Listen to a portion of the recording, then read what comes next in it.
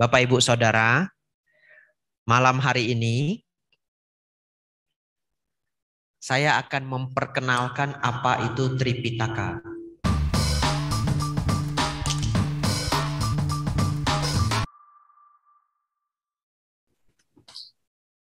Tripitaka itu kitab suci umat Buddha. Ya.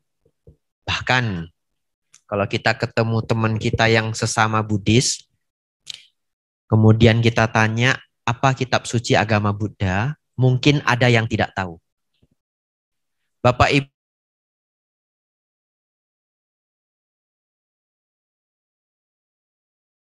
yang sudah tahu pun, mungkin ada yang belum. Siapa di sini yang kira-kira merasa belum pernah membaca Tripitaka? Nah, cukup banyak ya. Ya, cukup banyak. Bapak, Ibu, Saudara, kenapa umat Buddha itu jadi jarang dekat dengan Tripitaka? Karena Tripitaka terlalu banyak. Kalau Tripitaka itu disusun satu lemari. Nah, pas ini satu lemari ini. Sudah satu lemari ini disembunyikan lagi. Karena tadi begitu saya datang itu saya cari ke rak buku di sana ya. Karena Bapak Ibu, saya juga tidak tinggal di Wihara Karangjati ya. Jadi saya juga hari ini datang, Bapak Ibu juga datang. Kita berjumpanya di sini. Tadi saya cari 5 lemari itu semua, enggak ada satupun buku sutta. Yang ada cuma ya Khuddaka Nikaya sedikit, buku kecil ya. Tapi buku besar itu enggak ada. Nah, kemudian saya masuk ke kuti. Kuti itu artinya kamar para biku. Nah, ada 3 buku. Penasaran dari tadi, kenapa Wihara Karangjati kok enggak ada satu set Tripitaka? Nah, untung saya belum suudzon ya. Ternyata ada di sini, sembunyi di balik tirai merah ini. Bapak Ibu yang sebelah sini enggak nampak. Betul ya? Nah, Bapak Ibu Saudara, kenapa diberi nama Tripitaka? Sebenarnya tadi saya ingin bawa Tripitaka daun lontar kemari, tapi kelupaan. Nah, karena di zaman dulu, jadi zaman-zaman ketika Sang Buddha masih mengajar, itu tidak ada pencatatan kitab suci. Jadi semuanya dihafal oleh para biku. Semuanya dihafal. Nah, setelah 500 tahun, barulah mulai dicatat. Jadi selama 500 tahun itu semua dihafal. Dan Bapak Tripitaka itu bukunya banyak sekali. Beda versi, beda jumlah. Kalau tidak salah, versi Thailand itu 45 buku. Kalau versi Indonesia juga tergantung siapa yang menerbitkan. Nanti kita akan cerita. Bapak Ibu setelah ini akan lebih kenal dengan Tripitaka. Dan hari ini akan jadi hari bersejarah untuk Bapak Ibu sebagai hari pertama baca Tripitaka bagi yang tadi angkat jari. Betul ya? Nah, Bapak Ibu Saudara, pencatatan Tripitaka itu pertama kali dilakukan di Sri Lanka dan dicatat di daun lontar. Daun lontar itu seperti apa? Lebih kurang seperti daun kelapa. Bapak Ibu bayangkan daun kelapa, buang ujung dan pangkalnya, jadinya kita dapat daun persegi panjang, betul? Ya, kita buang pangkal dan ujungnya. Nah, kira-kira biasanya sepanjang ini. Nah, bagian itu yang dipakai. Kemudian catatnya bagaimana? Daun yang sudah kering ini dan daun lontar yang sudah kering itu kuat, sangat kuat. Kemudian dikerok dengan sejenis jarum. Ya, bayangkan saja dikerok dengan jarum. Nah, setelah dikerok dengan jarum, dikerok sesuai apa yang ingin kita catat ya. Seperti persis menulis dengan pena. Setelah dikerok, kemudian diberi jelantah atau karbon ibaratnya. Nah, tinta itu akan masuk ke dalam kerokan yang sudah kita buat tadi. Setelah diberi karbon itu, dipres, kemudian dilap dengan kain. Nah, jadi yang masuk ke dalam kerokan tadi ya tidak bisa terlap ya. Jadi akhirnya menjadi sebuah sistem pencatatan. Itu terjadi 2100 tahun yang lalu. Tidak singkat ya. 2100 tahun yang lalu. Bapak Ibu Saudara, 2100 tahun yang lalu itu masih kuno sekali. Karena 20 tahun yang lalu pun kita masih pakai pager, betul ya? Ini supaya sadar 2000 tahun itu seberapa jauh. 20 tahun yang lalu saja masih pakai pager. Jangankan cerita video call. Kalau ada nomor tidak dikenal, bukan dari Indonesia, wah tidak berani angkat ya. Kena roaming, betul ya? Nah, zaman sekarang gampang bisa video call. Bapak Ibu Saudara, karena itu dicatat di daun, jumlahnya menjadi banyak. Tripitaka kita hari ini dibagi menjadi 3 bagian. Sutta, Winaya, dan Abhidhamma. Ada 3 jenis ajaran. Bagi Bapak Ibu yang baru tahu, cukup baik kalau Bapak Ibu hafal supaya familiar.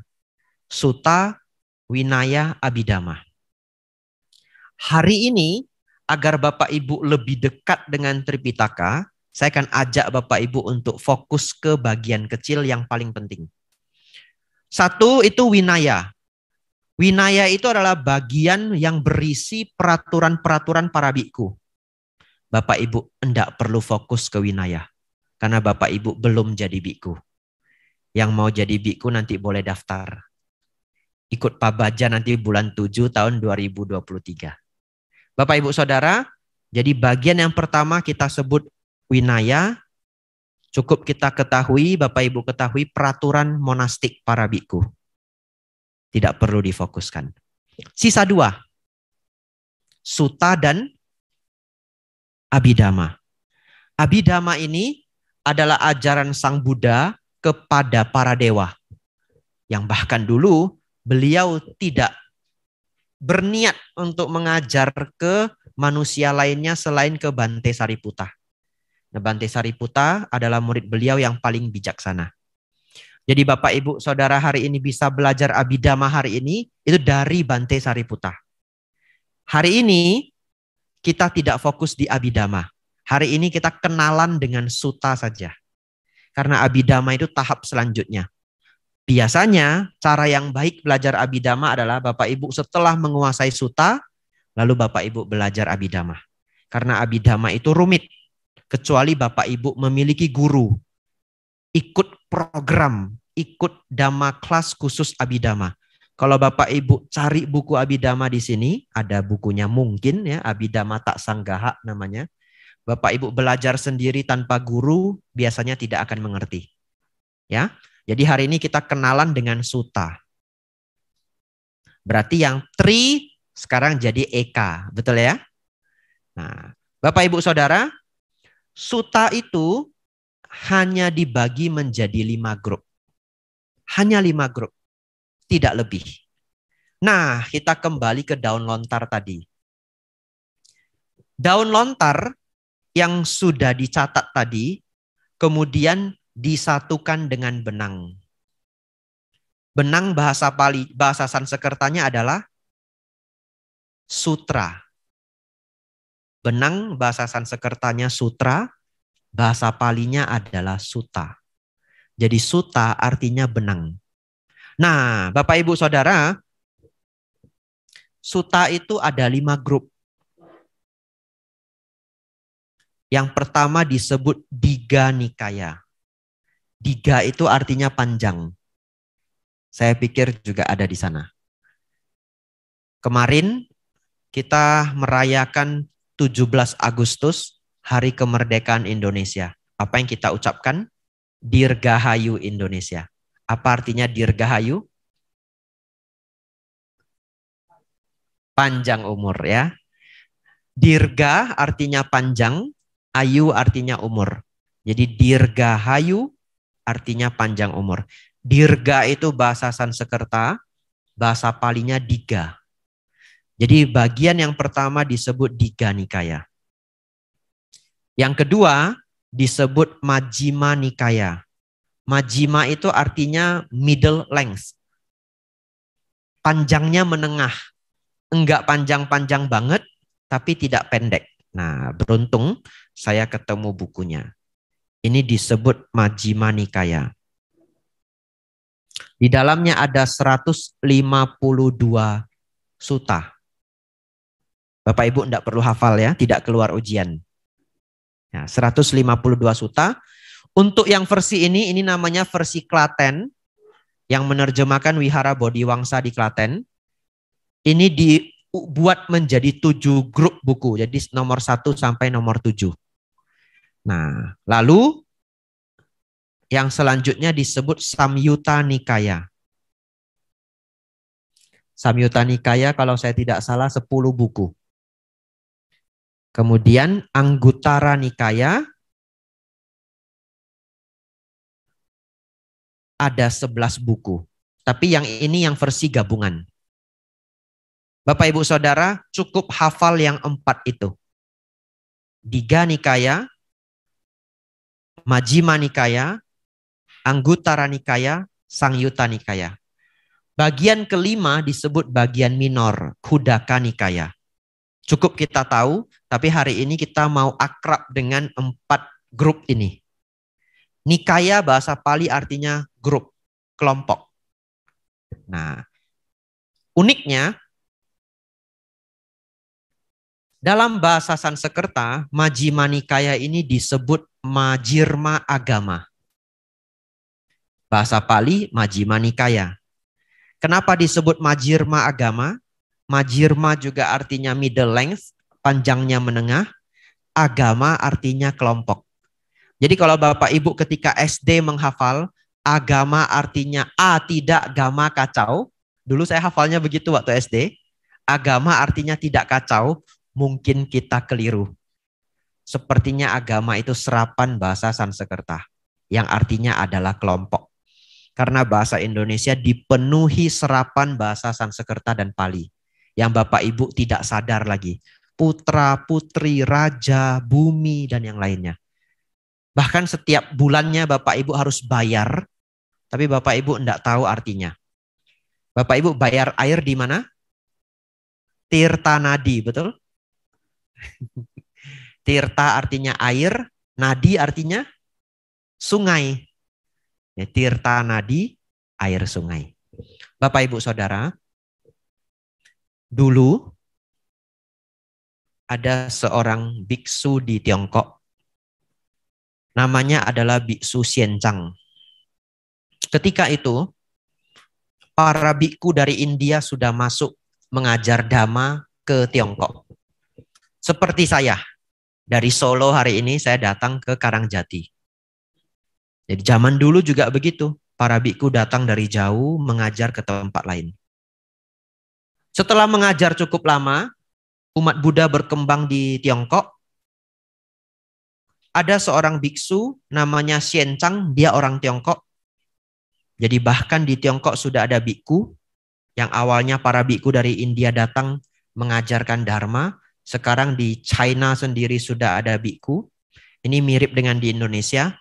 45 tahun yang lalu belum ada biku Indonesia. Para Dharma Duta dari Sri Lanka dan dari Thailand datang ke Indonesia.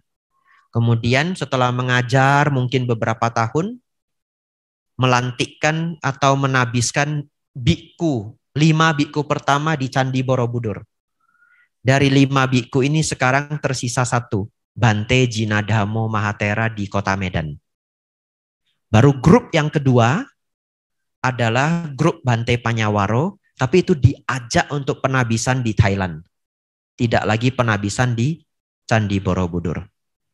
Bapak Ibu Saudara, Biksu Xianzang ini lantas berpikir, saya belajar Dhamma sudah cukup lama, tapi saya belum pernah bahkan membaca Tripitaka. Hanya mendengar Dhamma dari para biku. Bagaimana caranya supaya saya bisa belajar Dharma langsung dari Tripitaka? Satu-satunya cara adalah pergi ngambil sendiri di India. Itu satu-satunya cara.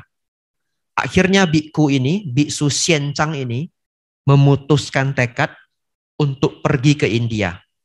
Naik apa Bapak Ibu? Bukan naik Air Asia ya. Waktu itu belum ada. Jalan kaki. Jalan kaki dari China ke India. Ternyata jalan kaki dari Tiongkok ke India menghabiskan waktu 5 tahun. Nanti Bapak Ibu yang ingin merasa kira-kira seperti apa penderitaan Biksu Xianzang, boleh jalan kaki ke Mendut besok pagi. Dari sini ke Mendut mungkin 3 hari ya. Jangan lupa bawa bekal. Nggak sampai. Akhirnya nyerah di tengah jalan naik Grab Bapak Ibu ya. Bapak Ibu Saudara, kisah Biksu Xianzang ini lepas mic-nya. Kisah Biksu Xianzang ini menemani hari kecil saya. Siapa nama lain dari Biksu Xianzang? Tong Samcong ya. Menemani hari kecil saya. Jadi setiap jam 5 atau jam 6 saya lupa, wajib saya di depan TV. Nungguin Sung Gokong. Ya. Bapak Ibu Saudara, tetapi kisah yang ada di film Tong Samcong itu tidak nyata, tapi terinspirasi perjalanan Biksu Xianzang. Jadi terinspirasi dari perjalanan Biksu Xianzang dibuatlah novel sedemikian rupa menggambarkan perjalanan beliau. Apa hebatnya perjalanan beliau? Ternyata Biksu Xianzang ini jalan kaki dari China ke Tiongkok 5 tahun. Setelah itu belajar bahasa Hindi dan bahasa Sanskerta di India selama 10 tahun. Karena sampai di sana nggak bisa baca. Bapak Ibu pun hari ini saya kirim ke Thailand. Dulu saya juga bertekad ke Thailand mau belajar suta. Ternyata begitu saya tiba di sana bahasanya cacing-cacing Bapak Ibu. Saya harus berjuang 3 tahun, 2 tahun lebih untuk belajar bahasanya dulu. Belum sutanya, bahasanya dulu. Nah, persis itu Biksu Xianzang. Cuma saya hemat, saya nggak usah jalan kaki 5 tahun. Mungkin kalau waktu itu Bante Panya bilang, Bikku Abijato boleh ke Thailand, tapi jalan kaki. Wah, gawat juga ya. 2,5 tahun mungkin baru sampai. Atau nggak sampai-sampai. Bapak Ibu Saudara, 10 tahun belajar di India, kemudian pulang lagi jalan kaki 5 tahun. Totalnya 20 tahun. Begitu menginspirasinya perjalanan beliau, kemudian dibuat menjadi novel. Dan novel ini menjadi satu dari 4 novel paling legendaris di Tiongkok. 3, bukan 4 ya. 3 novel klasik terbaik. Nanti silakan cek Google. Best of the best Chinese novels gitu. Keluarnya 3. Samkok. Betul ya? Three Kingdoms. Lalu Journey to the West. Perjalanan ke barat. Satu lagi. Apa? 108 orang. Sehafal saya sampai Engtai. Kisah percintaan. Nggak tahu apakah kisahnya sama apa enggak ya. Saya nggak pernah baca yang kisah percintaan ini. Karena saya tidak ada jilid percintaan. Jadi saya skip. Bapak Ibu Saudara, bagaimana novel ini kemudian muncul? Sesungguhnya semua terinspirasi dari beliau. Contoh, perjalanan beliau menuju India untuk mengambil kitab suci diibaratkan menjadi ke India untuk bertemu Buddha. Kalau kita masih ingat filmnya.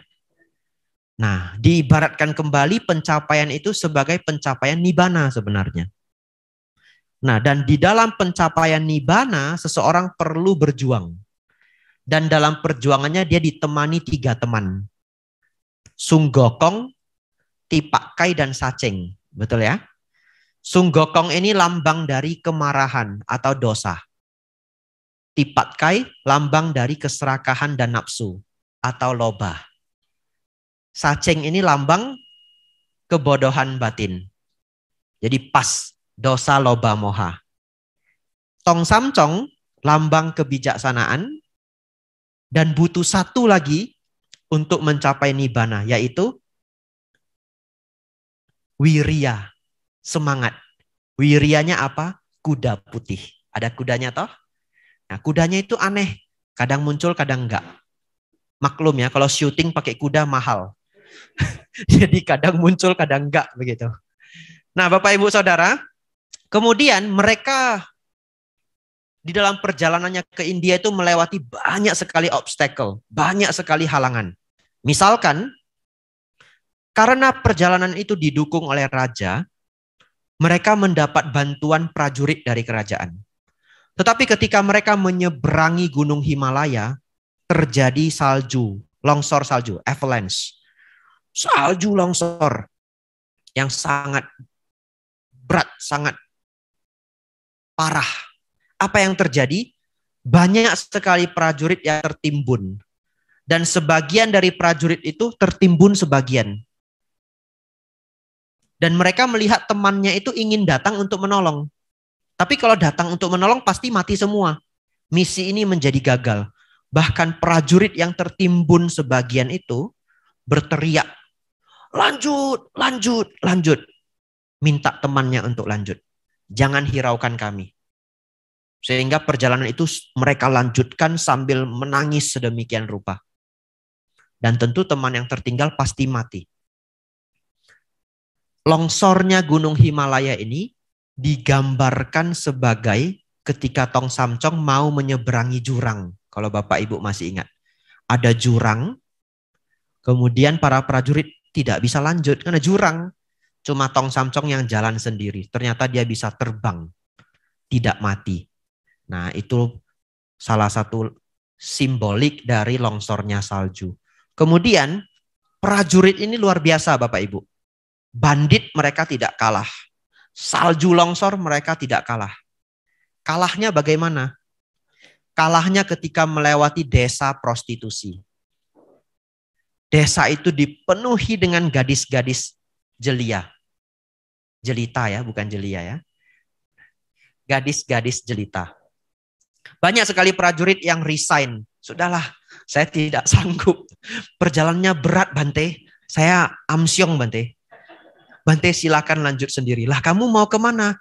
Saya mau membangun bahtera rumah tangga yang indah di sini. Karena dia melihat banyak sekali gadis-gadis jelita. Banyak prajurit yang menyerah. Dan beneran tinggal di sana, menikah, punya anak. Jadi apa itu di filmnya? Siluman laba-laba. Begitu ya? Siluman laba-laba itu kan menjerat toh. Ada 3 atau 4 saudara saya lupa. Dan pemain filmnya itu jelita sekali. Menggambarkan desa prostitusi itu. Bapak Ibu Saudara, setelah 5 tahun berjuang sangat berat, tiba belajar Hindi dan Sanskrit kemudian pulang. Kalau Bapak Ibu tahu cerita ini, Bapak Ibu akan tahu seberapa beruntungnya kita hari ini. Bapak Ibu enggak perlu jalan kaki 20 tahun, kabur dari bandit. Saya printkan kertasnya coba. Sudah ada di setiap tangan Bapak Ibu. Betul ya? Ini tadi saya ikut ngeprint. Ngejar. Dibantu oleh sekretaris Wihara Dharma Sundara. Namanya Mbak Kesia. Dikasih tahu karena jasanya besar. Nah, tapi saya bawa printer juga. Jadi saya bantu ngeprint juga. Nah, saya ngeprint 100 lembar. Tidak tahu yang hadir 100 orang tidak. Ya, lebih kurang 70 mungkin ya. Bapak Ibu Saudara, kita super beruntung. Tidak hanya kita sudah punya suta di tangan, tapi sudah bahasa Indonesia pula. Coba kalau yang saya cetak bahasa Thailand. Hari ini Bapak Ibu terpaksa harus ngulang alfabet Thai. Kokai, kokai, ngongu. Ini beneran ya. Ini enggak perlu. Sudah bahasa Indonesia. Bapak Ibu Saudara, orang yang paham betapa sulitnya mendapatkan suta ini, Bapak Ibu akan sadar sesungguhnya ini adalah harta karun. Ini adalah harta karun. Dan di dalamnya berisi kebijaksanaan Sang Buddha secara langsung. Apa maksudnya secara langsung? Tidak ada ikut campur pikiran orang lain. Kalau Bapak Ibu dengar dhamma dari saya, itu sudah ada ikut campur pemikiran saya. Betul ya? Bukan murni dari Sang Buddha sebenarnya. Tetapi kalau Bapak Ibu baca sendiri dari sini, ini persis kalau Bapak Ibu duduk sambil mendengarkan Sang Buddha. Hanya bahasanya bahasa kuno. Walaupun sudah dijadikan bahasa Indonesia, ini tetaplah bahasa 2600 tahun yang lalu. Oleh karena itu Bapak Ibu, hari ini saya ajak Bapak Ibu untuk belajar satu sutta yang sangat penting ini. Dan nanti akan saya berikan penjelasan di setiap paragrafnya. Jadi pelan-pelan Bapak Ibu jadi familiar dengan bahasa sutta. Nah, dan setelah ini, kalau Bapak Ibu ingin belajar sendiri, silahkan datang ambil di sini. Izin dulu sama pengurus, begitu ya. Nah, Bapak Ibu Saudara, hari ini adalah bagian dari Majjhima Nikaya. Ada tulisan kecilnya di atas ya. Nah, Majjhima Nikaya itu bentuknya seperti ini. Kalau Bapak Ibu buka, cari Majjhima Nikaya 4, persis sama. Bapak Ibu Saudara, sutta ini nomor 4 namanya Bhaya Berawa Sutta. Padahal suttanya ada 152. Bante, kok Bante tidak mulai dari nomor 1, Bante? Kok Bante mulai dari nomor 4, Bante? Apa gerangan terjadi, Bante? Kan seperti itu ya. Ternyata sutta di Majjhima Nikaya ini sangat aneh. Disusun tidak beraturan. Kalau Bapak Ibu buka sutta nomor 1, namanya Mula Pariyaya Sutta, harapannya kan itu adalah awal, betul ya? Basic. Supaya kita bisa belajar ajaran langsung dari Sang Buddha. Ternyata Bapak Ibu keliru. Nomor 1 itu adalah yang paling sulit dari seluruh sutta. Paling sulit.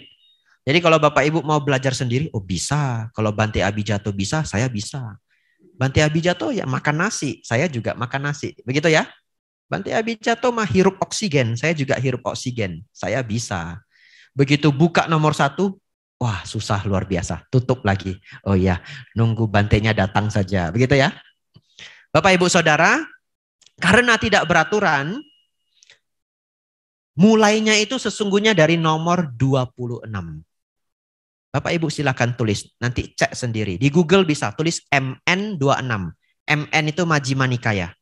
Ya. MN spasi 26. Kalau nanti pulang ingin baca sendiri. Namanya Arya Pariyesana Sutta. Tapi itu saya skip kenapa? Nomor 26 itu persis ceramah Waisak. Kisah Sang Buddha keluar dari istana. Betul ya? Jadi kalau saya ngangkat Arya Pariyesana Sutta, namanya hari ini hari suci Waisak. Ya, skip saja. Setelah 26 adalah nomor 4. Ya. Setelah nomor 4, nomor 36. Nah, hari ini kita bahas nomor 4 dulu. Kebetulan ini juga sutta favorit saya. Nah, Bapak Ibu berkonsentrasi karena belajar sutta itu cukup makan energi. Tapi kalau nanti Bapak Ibu capek, Bapak Ibu ngantuk, Bapak Ibu bosan, ingatlah Biksu Tong Samcong ya. Yang harus jalan kaki 20 tahun. Nah, Bapak Ibu kan tidak perlu jalan kaki 20 tahun. Jadi kalau Bapak Ibu nanti lelah, capek, bosan, tegakkan konsentrasi. Harus bisa. Ya, mari. Saya akan bacakan paragraf demi paragraf atau kalimat demi kalimat ya. Ya, mari kita mulai. Bhaya Berawa Sutta, kekhawatiran dan ketakutan. Demikianlah yang kudengar pada suatu ketika Sang Bagawa sedang menetap di Sawati di hutan Jeta, Taman Anatha Pindika. Nah, kenapa demikianlah yang kudengar? Padahal ini ajaran Sang Buddha. Sang Buddha dengar dari siapa? Tidak ya Bapak Ibu. Kata demikianlah yang kudengar ini adalah ungkapan Bante Ananda, murid Sang Buddha. Nah, karena setelah Sang Buddha Mahaparinibbana, setelah Sang Buddha wafat, diadakan rapat bersama jumlahnya 500 bikku, semuanya arahat. Bante Ananda mengulang ajaran Sang Buddha. Kemudian 499 lainnya meneliti, menganalisa. Benar enggak? Kalau sudah tidak ada yang protes satupun, itu dikukuhkan. Iya, itu ajaran Sang Buddha. Dan kemudian apa yang diungkapkan itu kemudian dihafal untuk selanjutnya. Semuanya pakai sistem penghafalan. Jadi Bapak Ibu bisa bayangkan betapa luar biasanya para biku di zaman dulu. Semuanya pakai sistem menghafal. Kalau Bapak Ibu saya paksa semua menghafal ya, nah besok ginkgo biloba laris. Ya. Yang tidak tahu ginkgo biloba nanti cek Google ya. Ginkgo biloba. Ya, kita lanjutkan. Pada suatu ketika Sang Bagawa sedang menetap di Sawati di hutan Jeta, Taman Anatha Pindika.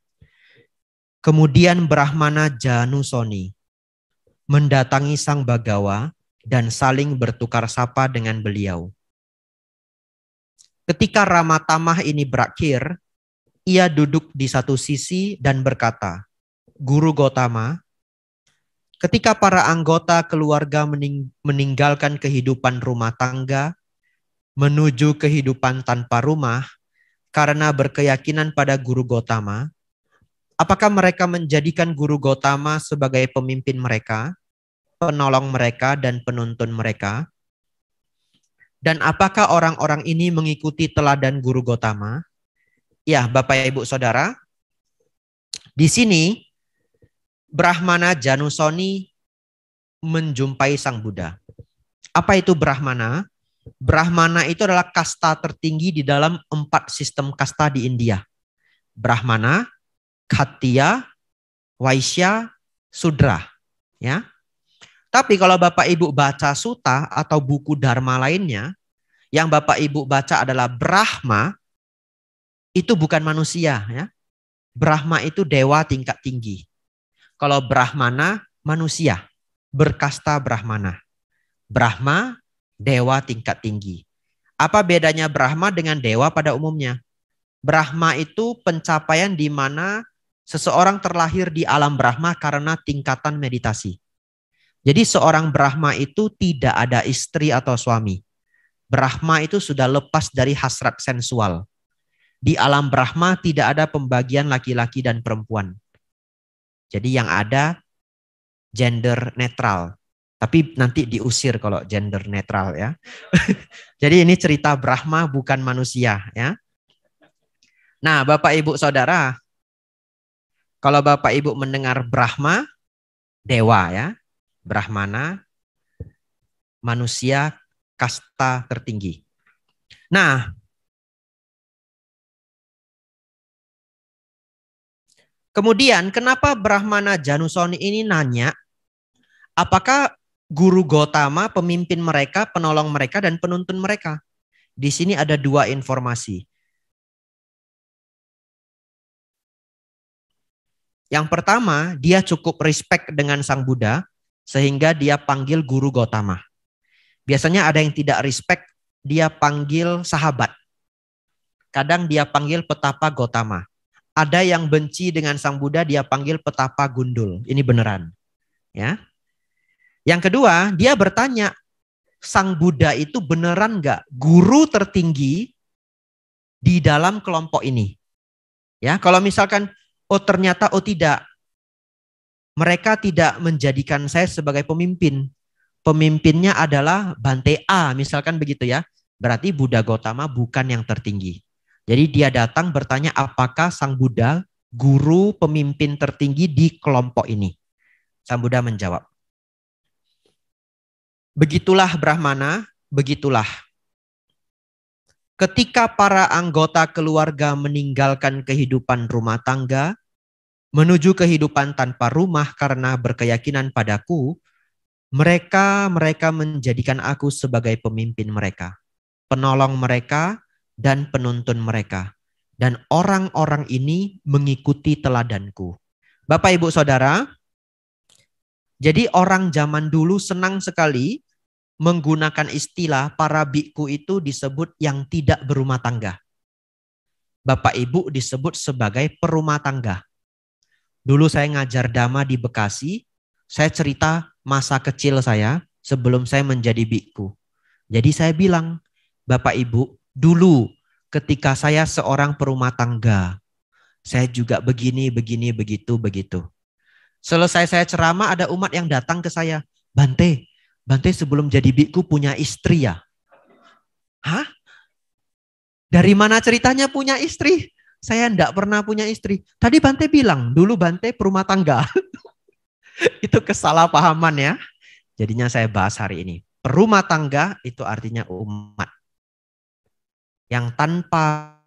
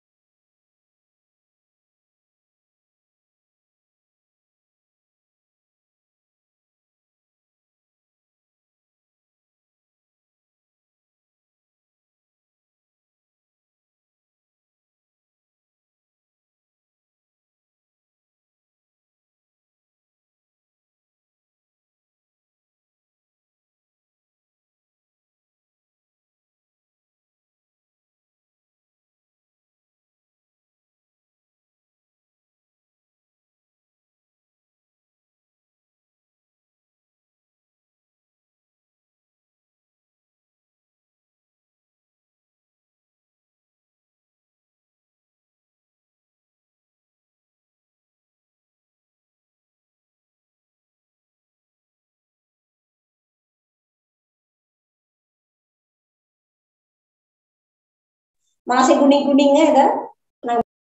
Lain malah keseliratan karena wong jenengan. Saya luar mbak ini kak sing dicatah Mengko payu. Nek salah aja. Kayak mbak ten menit saya kata ini ngene lak tri. Itu terus setengah. Ayo nek ana Pak. Nganu Kok ora muni ngopo sih? bapakne iki muni Kepencet toko karone berarti mau ora. Pak Korean alun ya ono. Ada di Temborono. Suara hilang. Kok Rabia Santos kok suara hilang tos? Selapana berarti wong ono. Aduh ya bahasanya banyak kejadian. Ahli apa tadi ahli abijama? Enggak. Sing ahli abijama ke bante ke minggu. Kan buka kelas abijama.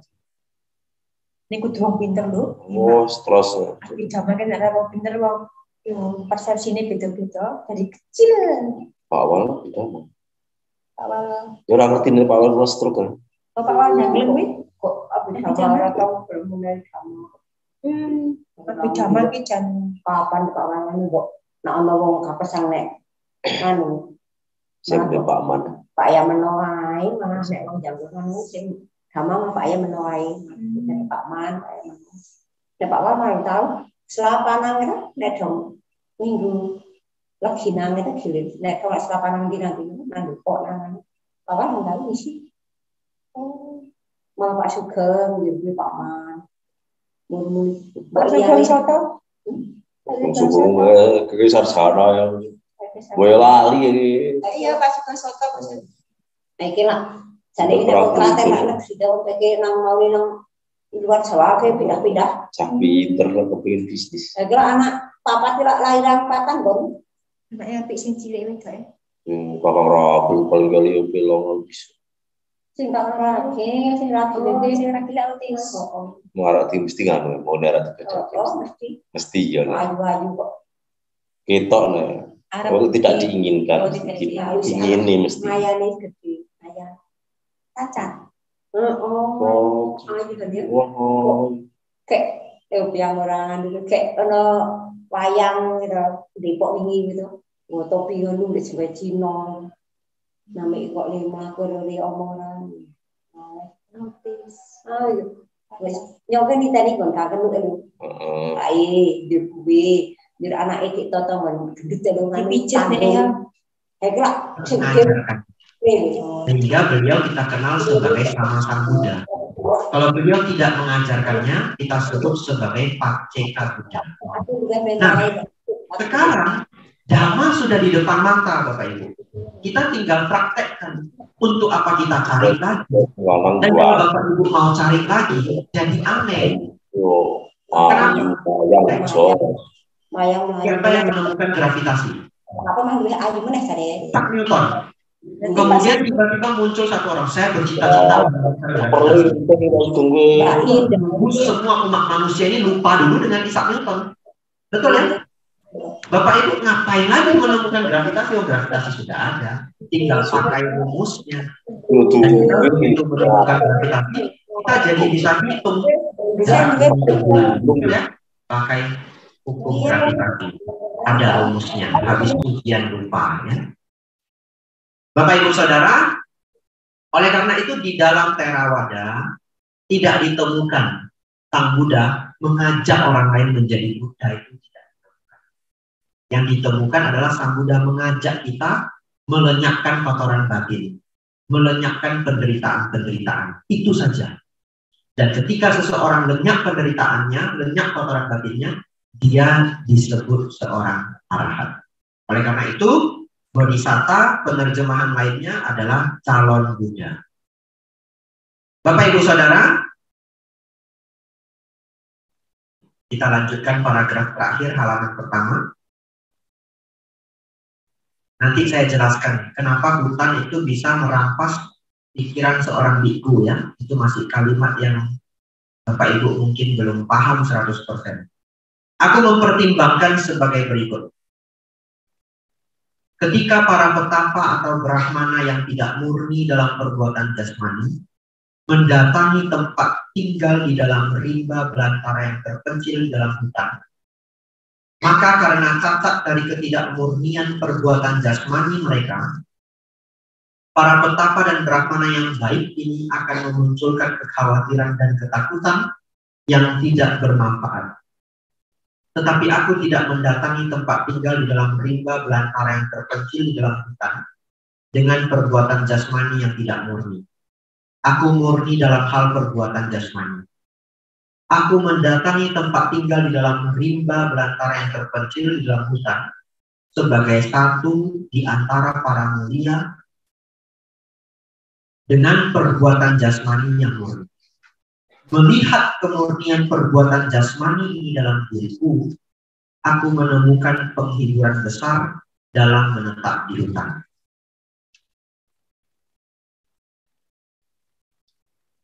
Aku mempertimbangkan sebagai berikut. Ketika para petapa atau brahmana yang tidak murni dalam ucapan, tidak murni dalam pikiran, tidak murni dalam penghidupan, mendatangi tempat tinggal di dalam rimba belantara yang terpencil di dalam hutan, mereka memunculkan kekhawatiran dan ketakutan yang tidak bermanfaat. Tetapi aku murni dalam hal penghidupan. Aku mendatangi tempat tinggal di dalam rimba belantara yang terpencil di dalam hutan sebagai satu di antara para mulia dengan penghidupan yang murni. Melihat kemurnian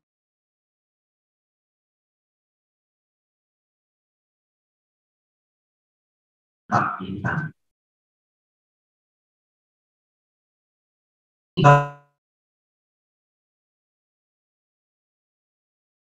Ketika para petapa atau brahmana yang tamak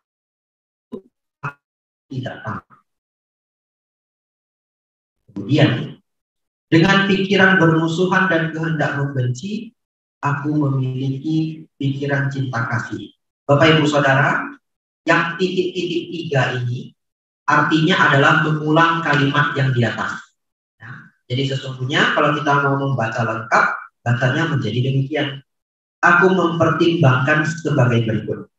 Ketika para petapa atau brahmana yang dikuasai oleh kelambanan dan ketumpulan, aku adalah tanpa kelambanan dan ketumpulan. Di sini Bapak Ibu, ada 11 kualitas buruk dan 11 kualitas baik. Setelah kita baca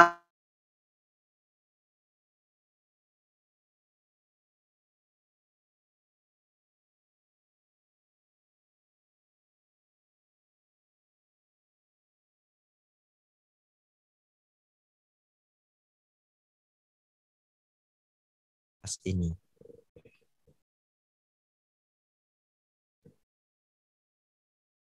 Bimbang dan ragu, aku telah melampaui keraguan. Memuji diri sendiri dan menghina orang lain. Aku tidak memuji diri sendiri dan tidak menghina orang lain. Tunduk pada ketakutan dan teror Aku bebas dari kegentaran. Menginginkan perolehan penghormatan dan kemasyuran. Aku memiliki sedikit keinginan. Malas dan kurang gigih, aku bersemangat. Tanpa perhatian dan tidak waspada, aku kokoh dalam perhatian. Tidak terkonsentrasi dan dengan pikiran mengembara, aku memiliki konsentrasi. Jadi Bapak Ibu, kalau seorang pertapa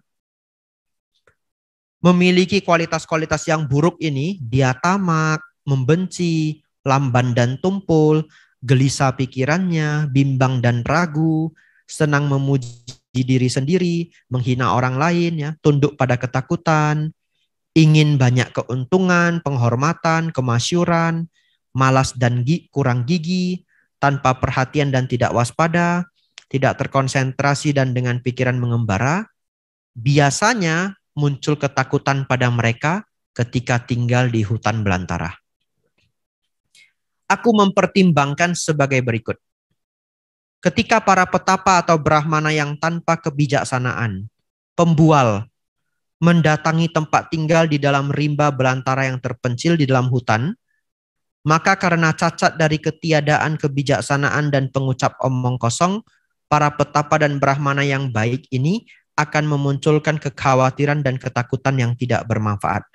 Tetapi aku tidak mendatangi tempat tinggal di dalam rimba belantara yang terpencil di dalam hutan tanpa kebijaksanaan. Sebagai seorang pengucap omong kosong, aku memiliki kebijaksanaan. Aku mendatangi tempat tinggal di dalam rimba belantara yang terpencil di dalam hutan sebagai satu di antara para mulia yang memiliki kebijaksanaan. Melihat kebijaksanaan ini dalam diriku, aku menemukan penghiburan besar dalam menetap di hutan. Bapak, Ibu, Saudara, di sini juga ada kalimat para Jadi di zaman dulu ada para pertapa atau brahmana yang sengaja tinggal di hutan agar terlihat sakti. Ya. Karena petapa keluar dari hutan, wah, ini pertapa sakti turun gunung. Begitu ya. Nah, hati-hati. Sekarang ada yang ngetes. Saktinya beneran atau tidak ya. Nah, zaman sekarang harus hati-hati. Untung saya tidak pernah ngeklaim saya sukses. Saya sakti ya. Kalau saya ngeklaim saya sakti, saya bisa didatangi nanti. Pembuktian. Nah, saya harus cari pengacara juga. Di sini ada pengacara enggak? Pengangguran banyak acara ya. Jadi ternyata di zaman Sang Buddha pun ada para pembual ya, yang membual bahwa mereka sakti. Tetapi Sang Buddha ke hutan juga tidak cari kesaktian ya. Nanti paragraf-paragraf selanjutnya akan semakin jelas apa yang kita pelajari hari ini. Karena ini adalah sastra India kuno, ya, cara penyampaian materi mereka itu berbeda dengan zaman sekarang. Jadi kita memang harus belajar sampai habis dulu, begitu ya. Nah, Bapak, Ibu, Saudara, ini bagian yang sudah mulai menarik dibandingkan bagian-bagian sebelumnya. Aku mempertimbangkan sebagai berikut. Ada malam-malam yang secara khusus sangat baik, yaitu malam ke-14, ke-15, dan ke-8 dalam 2 minggu. Sekarang bagaimana jika pada malam-malam itu aku berdiam di tempat-tempat keramat? Menakutkan seperti altar-altar di kebun, altar-altar di hutan, dan altar-altar pohon. Mungkin aku akan menemui kekhawatiran dan ketakutan itu.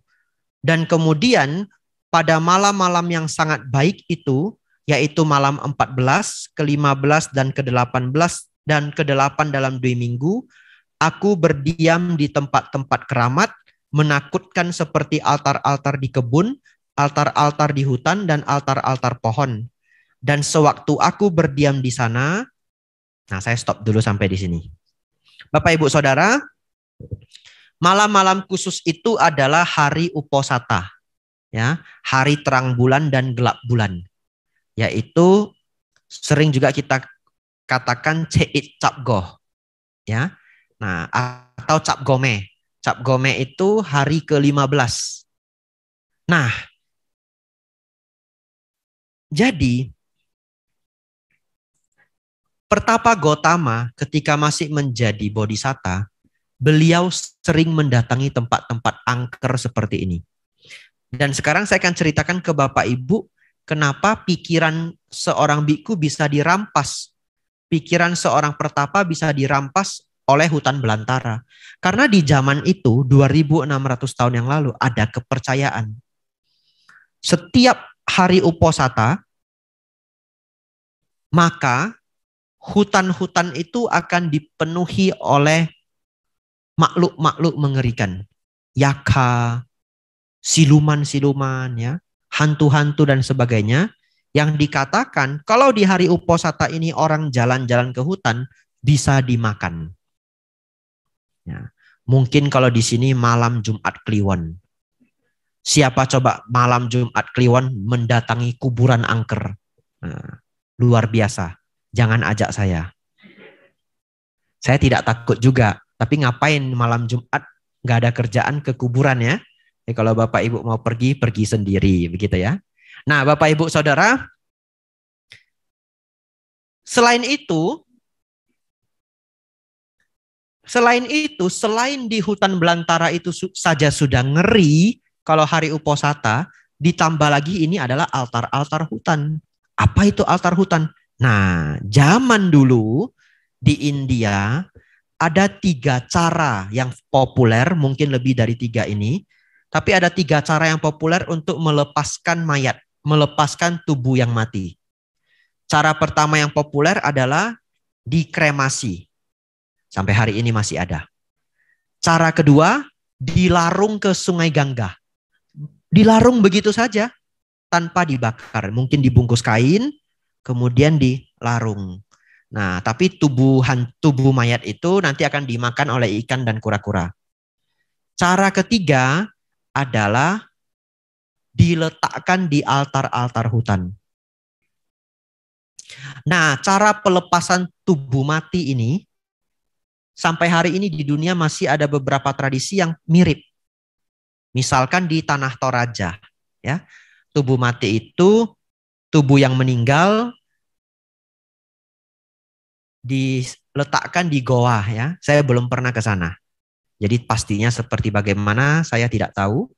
Dan di Tibet juga ada tradisi diletakkan di atas gunung. Puncak gunung. Nanti tubuh mati itu akan dimakan oleh burung pemakan bangkai. Nah sama, mereka letakkan di altar-altar pohon, nanti tubuh ini akan dimakan oleh anjing hutan dan yang lainnya. Bapak, Ibu, Saudara bayangkan, Pertapa Gotama latihan meditasinya di tempat seperti itu. Jadi sudah angker karena hari ini hari apa? Sabtu ya? Jumat ya? Wah, kalau Kamis lebih seram ya. Harusnya dhamma kelasnya Kamis ya. Biar seram sekalian. Jumat masih agak seram dah, lumayan dah ini. Nah, Bapak Ibu Saudara, sudah seram karena hari uposata, banyak tulang belulang. Dan bahkan di dalam kitab Winaya, Sang Buddha menceritakan bahwa beliau kadang-kadang ngambil tulang-tulang yang besar-besar itu disusun-susun dijadiin bantal. Nah, Bapak Ibu Saudara, itulah kenapa ngeri sekali bagi mereka untuk latihan di altar-altar hutan ya. Jadi kita sekarang sudah satu frekuensi. Kita lanjutkan.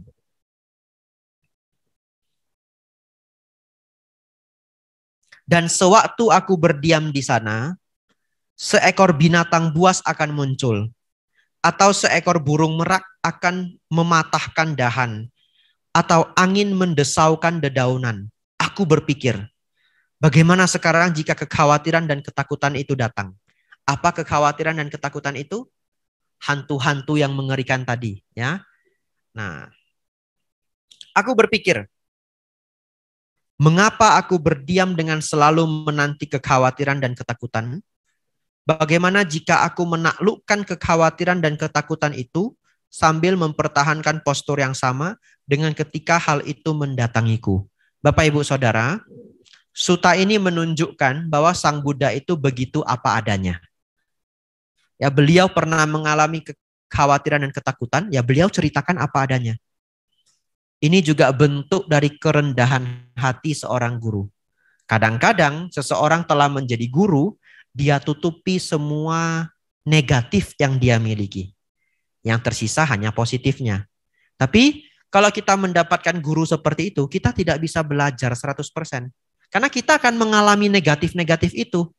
Tapi sang guru tidak menceritakan bagaimana beliau melewati itu. Jadi di sini kita melihat kenapa Buddha Gautama kita sebut sebagai guru. Karena beliau benar-benar bertindak sebagai seorang guru. Yang benar-benar memberitahu kita pengalaman hidup beliau agar nanti kita bisa melewati rintangan-rintangan yang sejenis. Kita lanjutkan. Sewaktu aku berjalan, kekhawatiran dan ketakutan mendatangiku. Aku tidak berdiri atau duduk atau berbaring hingga aku telah menaklukkan kekhawatiran dan ketakutan itu. Ketika aku berdiri, kekhawatiran dan ketakutan mendatangiku. Aku tidak berjalan atau duduk atau berbaring hingga aku telah menaklukkan kekhawatiran dan ketakutan itu. Ketika aku duduk, kekhawatiran dan ketakutan mendatangiku. Aku tidak berjalan atau berdiri atau berbaring hingga aku telah menaklukkan kekhawatiran dan ketakutan itu. Ketika aku berbaring, kekhawatiran dan ketakutan mendatangiku. Aku tidak berjalan atau berdiri atau duduk hingga aku telah menaklukkan kekhawatiran dan ketakutan itu. Bapak, Ibu, Saudara, ini yang dilakukan oleh Bodhisatta pada awalnya. Beliau berjuang menaklukkan rasa takut di dalam batin. Caranya adalah awalnya beliau berdiri. Ketika beliau berdiri, rasa takut yang teramat sangat datang padaku. Jadi beliau berdiri dalam ketakutan. Beliau tidak akan mengubah postur tubuh sampai rasa takut itu hilang. Begitu rasa takut itu hilang, beliau berjalan. Begitu beliau jalan, rasa takut itu balik. Beliau akan jalan tidak berhenti, cangkamana bolak-balik, sampai rasa takut itu hilang. Setelah rasa takut itu hilang, baru kemudian beliau duduk. Ketika duduk, rasa takut itu kembali. Beliau tidak akan mengubah postur sampai rasa takut itu hilang. Setelah rasa takut itu hilang, beliau berbaring. Biasanya berbaringnya seperti ini, tidak tidur. Agar tidak ngantuk, kesadaran bisa dipertahankan. Beliau sambil berbaring, ketakutan teramat sangat muncul pada diriku. Beliau akan tidak mengubah postur sampai rasa takut itu hilang. Dan cycle-nya seperti itu. Itu diulang dan diulang. Bapak Ibu kalau ingin tahu rasanya bagaimana, nanti pulang cari film horor yang paling menakutkan. Ya. Bapak Ibu tonton sendiri, gelap-gelap, tapi volumenya jangan ditutup. Ada teman saya senang nonton film horor, katanya dia nonton film horor sampai bisa ketiduran. Saya penasaran. Satu hari saya nginap di rumah dia. Ternyata kalau dia nonton film horor volumenya 0. Lalu saya tanya, loh kok volumenya 0? Sebenarnya film hantu itu yang bikin ngeri suaranya, begitu. Nggak usah ada suaranya, baca subtitle saja, katanya begitu. Nah, Bapak Ibu Saudara, setelah Bapak Ibu nonton film horor, coba kita renung, kita ingat pengalaman kita kecil, kan kita ketakutan luar biasa ya. Kalau saya ketakutan dulu, saya selimutan, nggak berani bergerak. Dan beneran, kalau kita tidak bergerak sama sekali kan lama-lama ketakutan itu berkurang. Kadang kita ketiduran. Tapi coba kalau kita bergerak mengubah postur sedikit saja, batin itu kayak ini, kayak ketarik, rasa takut itu muncul lagi. Nah, itu yang dipraktekkan Bodhisatta pada awalnya, tidak mengubah postur ya. Nanti kalau mau coba sendiri silahkan ya. Bapak Ibu Saudara, terdapat Brahmana, beberapa petapa dan Brahmana yang melihat siang pada malam hari dan melihat malam pada siang hari. Aku katakan bahwa di pihak mereka ini adalah kediaman dalam delusi. Tetapi aku melihat malam pada malam hari dan siang pada siang hari. Nah, Bapak Ibu Saudara, melihat malam pada siang hari dan melihat siang pada malam hari ini adalah peribahasa. Artinya orang yang tidak bisa berpikir dengan benar atau pemikirannya salah, tidak berpikir jernih. Karena dia melihat siang sebagai malam, malam sebagai siang. Kemudian kediaman dalam delusi. Delusi itu adalah penerjemahan dari kata moha, kebodohan batin. Ya. Sebenarnya jika dikatakan sehubungan dengan seseorang, makhluk yang tidak tunduk pada delusi telah muncul di dunia demi kesejahteraan dan kebahagiaan banyak makhluk. Demi belas kasih terhadap dunia. Demi kebaikan, kesejahteraan, dan kebahagiaan para dewa dan manusia. Sesungguhnya adalah sehubungan dengan aku ucapan benar itu diucapkan. Apa arti kata dewa, Bapak Ibu? Dewa dalam bahasa Pali artinya penghuni surga. Dewa dalam bahasa Pali artinya penghuni surga. Kita lanjutkan. Kegigihan tanpa lelah muncul dalam diriku dan perhatian tanpa kendur ditegakkan. Tubuhku tenang dan tidak terganggu. Pikiranku terkonsentrasi dan terpusat. Setelah ini Bapak Ibu adalah bagian-bagian penting. Karena setelah ini Sang Buddha menjelaskan bagaimana beliau benar-benar menaklukkan rasa takut dan kekhawatiran dengan pengembangan batin, dengan meditasi. Karena kalau cuma tidak mengubah postur, itu bukan ultimate solution, bukan solusi terbaik. Nah, karena saya pikir Bapak Ibu ganti-ganti postur tidak lantas membuat kita kebal terhadap ketakutan. Satu ketika di lain kesempatan kita bisa takut lagi kalau ketemu ketakutan-ketakutan yang lain. Sekarang beliau mencari solusi. Bagaimana agar batin kita benar-benar tidak lagi pernah ada ketakutan. Nah, bagaimana caranya? Kita baca pelan-pelan ya. Dengan cukup terasing dari kenikmatan-kenikmatan indria, terasing dari kondisi tidak bermanfaat, aku masuk dan berdiam dalam jana pertama yang disertai dengan awal pikiran dan kelangsungan pikiran, dengan sukacita dan kenikmatan yang muncul dari keterasingan. Bapak Ibu Saudara, Sang Buddha masuk ke dalam meditasi konsentrasi tingkat pertama. Konsentrasi tingkat pertama dalam ajaran Dhamma disebut jana. Kita belajar sedikit, ini sangat penting. Bapak Ibu semua yang hadir di sini benar-benar bisa mencapai jana ini. Beneran ya. Caranya gimana? Ambil Majjhima Nikaya 7 set. Ya enggak harus ya. Nah, bisa cari buku meditasi. Saya cukup menyarankan buku meditasinya Ajahn Brahm. Judulnya Super Power Mindfulness. Bapak Ibu baca pelan-pelan cara meditasi yang baik seperti apa. Kemudian ada program meditasi di wihara, silahkan ikut. Tetapi tentu bermeditasi itu perlu rutin. Kalau datang seminggu sekali, ya sulit untuk mencapai jana ini. Tapi Bapak Ibu, setiap orang memiliki potensi mencapai jana. Nah, jana itu apa? Bapak Ibu Saudara, jana itu adalah tingkat di mana batin kita menjadi sangat tenang.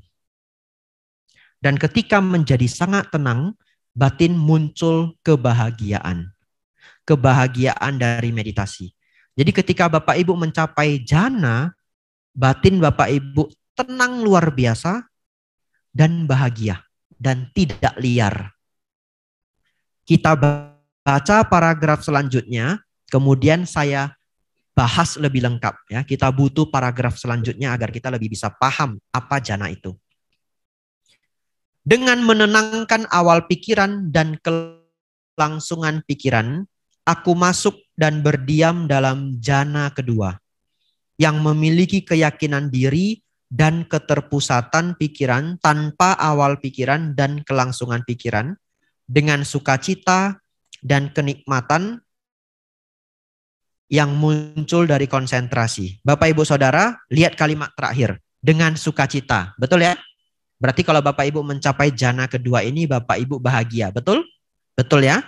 Kalimat dengan menenangkan awal pikiran dan kelangsungan pikiran. Bapak Ibu tenang, betul? Dan ada kalimat kunci di paragraf ini. Yang memiliki keyakinan diri dan keterpusatan pikiran dan keterpusatan pikiran tanpa awal pikiran dan kelangsungan pikiran. Tanpa apa Bapak Ibu? Tanpa awal pikiran dan kelangsungan pikiran. Kalau jana 1 ada awal pikiran dan kelangsungan pikiran. Jana 2 tidak ada awal pikiran, tidak ada kelangsungan pikiran. Bante, apa sih itu awal pikiran dan kelangsungan pikiran? Begini, Bapak Ibu Saudara, batin kita itu ada 2 hal.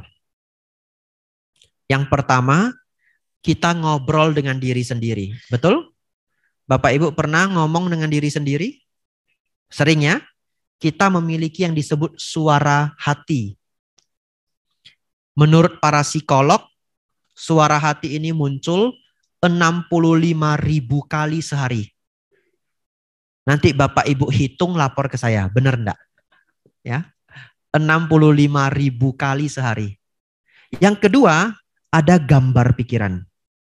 Kalau Bapak Ibu nutup mata, bisa muncul gambaran-gambaran. Betul ya? Bahkan nggak nutup mata aja bisa muncul. Nggak ada hubungannya sama mata. Saya kasih contoh. Coba Bapak Ibu dengar arahan saya. Bapak Ibu tolong jangan membayangkan ada seekor kuda putih di depan sini. Jangan membayangkan. Kuda putih ini kakinya terangkat-angkat, putih bersih sekali. Jangan Bapak Ibu, jangan bayangkan. Bapak Ibu bayangkan? Bayangkan ya, secara Bapak Ibu Saudara, pikiran kita ada 2 teman. Suara hati dan gambar pikiran. 2 ini yang kita sebut pikiran. Secara sederhana, kalau mau lebih kompleks sekali.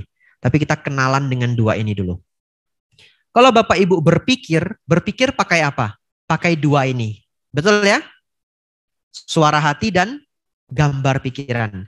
Kalau Bapak Ibu bahagia, biasanya yang semakin membuat Bapak Ibu bahagia juga suara hati dan gambar pikiran. Betul ya? Oh ternyata dia sayang sekali dengan saya. Wah bahagia luar biasa. Tapi yang buat Bapak Ibu nangis, juga suara hati gambar pikiran. Betul ya? Ternyata sayangnya dia palsu. Dia selingkuh di belakang saya. Nah kemarin sayang, sekarang selingkuh. Begitu ya? Nah Bapak Ibu Saudara, tapi 2 ini bukan awal pikiran dan keberlangsungan pikiran. Belum. 2 ini hanya kita sebut komponen pikiran dulu. Cara pikiran kita bekerja adalah seperti ini. Muncul awal pikiran. Misalkan besok hari Sabtu, itu awal pemikiran. Begitu muncul besok Sabtu, 1 pikiran jadi 10, 10 jadi 100. Besok makan apa ya? Besok kerjanya setengah hari loh. Wah anak saya besok enggak sekolah. Begitu ya. Enggak usah jemput anak. Wah besok bapak pulang cepet. Dan yang lainnya. 1 jadi 10, 10 jadi 100. Nah itu disebut kelangsungan pikiran. Dalam bahasa Pali, awal pikiran disebut witaka. Kelangsungan pikiran disebut wicara. Jadi wicara ini adalah keberlangsungan pemikiran. Dan dalam bahasa Pali sering diserap menjadi bahasa Indonesia. V menjadi B. Vihara menjadi biara. Vyapada menjadi biapada. Wicara menjadi bicara. Apa yang Bapak Ibu bicarakan adalah kelangsungan pikiran. Betul? Deal ya? Deal. Jadi Bapak Ibu Saudara, tapi kata bicara artinya bukan ini, itu hanya serapan bahasa Indonesia. Kita kembali ke sini. Ketika Bapak Ibu mencapai jana kedua, di dalam batin Bapak Ibu tidak ada awal pikiran dan tidak ada kelangsungan pikiran. Artinya yang ngomong dengan diri sendiri itu diem. Dan tidak ada gambaran sedikit pun yang Bapak Ibu imajinasikan. Tidak ada. Itu disebut jana kedua. Sebutan lainnya adalah diamnya para suciwan. Yang bahasa Inggrisnya lebih bagus. The Aryan silent. Silent, udah diem. Jadi kalau Bapak Ibu meditasi samathanya benar, ini namanya meditasi ketenangan atau yang disebut meditasi samatha. Kalau Bapak Ibu meditasi samathanya benar, satu ketika Bapak Ibu akan mencapai jana kedua ini. Tidak ada sedikit pun gambar pikiran yang tersisa dan tidak ada ucapan apapun dalam batin ada. Oleh karena itu, kalau seseorang praktek meditasi ketenangan, kemudian dia merasa dia melihat cahaya, dia merasa dia melihat Sang Buddha datang, dan yang lainnya, secara apa yang disampaikan oleh Sang Buddha, dia keliru. Dia belum mencapai jana kedua. Tetapi kalau orang itu salah paham, dia bisa menganggap saya pencapaiannya sudah tinggi. Ya, padahal itu adalah khayalan tingkat tinggi. Dan itu beneran sering terjadi. Ya, khayalan tingkat tinggi. Oleh karena itu Bapak Ibu kalau nanti di rumah mau meditasi ketenangan, ini saran saya. Meditasi nafas masuk, nafas keluar. Apapun pikiran yang muncul, abaikan. Kembali ke objek nafas. Apapun yang muncul, abaikan. Sang Buddha muncul pun abaikan. Maaf Sang Buddha, saya sedang meditasi. Kembali ke nafas ya. Nah, setan muncul, maaf setan, saya sedang meditasi. Kembali ke nafas sambil ketakutan ya.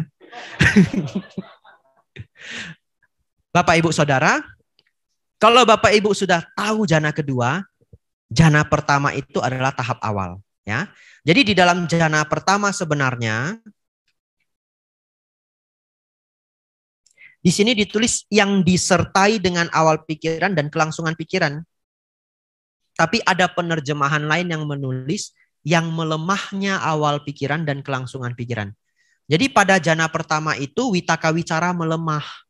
Jadi kalau Bapak Ibu meditasinya benar, yang terasa adalah batin kita menjadi lebih diam. Yang enggak diam 100%, tapi terasa lebih diam. Jadi kalau dalam keadaan meditasi, lampu rumah sudah tutup belum ya? Nah itu belum diam. Kompor sudah tutup belum ya? Tapi kalau dia munculnya jarang-jarang dan volumenya sudah mulai tenang, itu sudah jalur yang baik. Karena Bapak Ibu tidak mungkin meditasi beberapa bulan langsung jana kedua. Kecuali Bapak Ibu sangat berbakat. Ini bisa tahunan Bapak Ibu. Apalagi meditasinya seminggu sekali. Meditasinya berapa jam? Katakanlah 1 jam. Seminggu sekali 1 jam. Kalau Bapak Ibu mau cepat-cepat mencapai jana kedua ini, daftar di Wihara Mendut.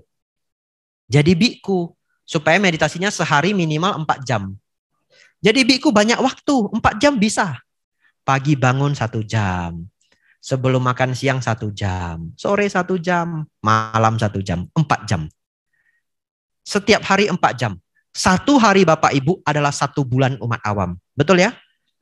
Ya, 1 hari Bapak Ibu adalah 1 bulan umat awam yang rajin. Harus tambah rajin lagi. Karena kalau kelas meditasi agak sepi. Nah, tapi kalau Bapak Ibu mau lebih cepat lagi, 8 jam silakan. Tidak ada yang larang. Mau 12 jam ya boleh. Bapak Ibu mau nggak makan, seminggu makan 2 kali ya boleh meditasi. Boleh. Nah, karena bagaimanapun ini adalah skill. Meditasi itu adalah skill. Bukan wahyu. Nggak bisa. Bante tolong bacain parita Bante. Supaya saya bisa mencapai jana kedua Bante. Kalau saya bisa baca parita untuk Bapak Ibu, lantas Bapak Ibu capai jana kedua, saya nggak usah jadi biku Bapak Ibu. Saya minta saja Bante Panya bacain parita buat saya. Betul ya? Tapi karena ini adalah skill. Nah, kita lanjutkan. Masih ada 2 jana lagi. Nanti kita kembali. Dengan meluruhnya sukacita, aku berdiam dalam keseimbangan dan penuh perhatian dan penuh kewaspadaan. Masih merasakan kenikmatan pada jasmani, aku masuk dan berdiam dalam jana ketiga. Yang sehubungan dengannya, para mulia mengatakan, ia memiliki kediaman yang menyenangkan, yang memiliki keseimbangan dan penuh perhatian. Nah, saya terjemahkan ini dengan bahasa lebih mudah. Bapak Ibu Saudara hafal, ketika seseorang mencapai jana pertama, di dalam batinnya terjadi 5 hal. Ada witaka dan wicara, betul? Witaka wicara ini hilang di jana ke-2. Jana pertama ada witaka dan wicara, ya. Dia sedang berkonsentrasi pada objek meditasi, betul? Itu bahasa Palinya disebut ekagata. Kemanunggalan pikiran. Eka itu 1. Ekagata muncul. Fokus pada objek meditasi. Dan dia merasakan 2 jenis kebahagiaan. 1 disebut sukha, 1 disebut piti. Nah, Bapak Ibu Saudara, cukup sulit membedakan sukha dan piti ini. Sang Buddha hanya memberitahu dalam sutta ini ada 2 jenis kebahagiaan yang dirasakan. 1 disebut sukha, 1 disebut piti.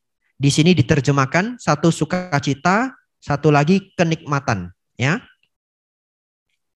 Tapi bahasa Palinya sukha dan piti. Tapi Bapak Ibu, kalau diterjemahkan, kalau kita berusaha untuk memahami, piti ini adalah kebahagiaan yang lebih merujuk pada badan jasmani. Sukha itu adalah kebahagiaan yang lebih merujuk pada batin. Tapi kalau Bapak Ibu jelas ingin tahu bedanya, sulit. Ini seperti anak umur 6 tahun nanya Bapak Ibu, Pak, Bu, jatuh cinta itu rasanya seperti apa?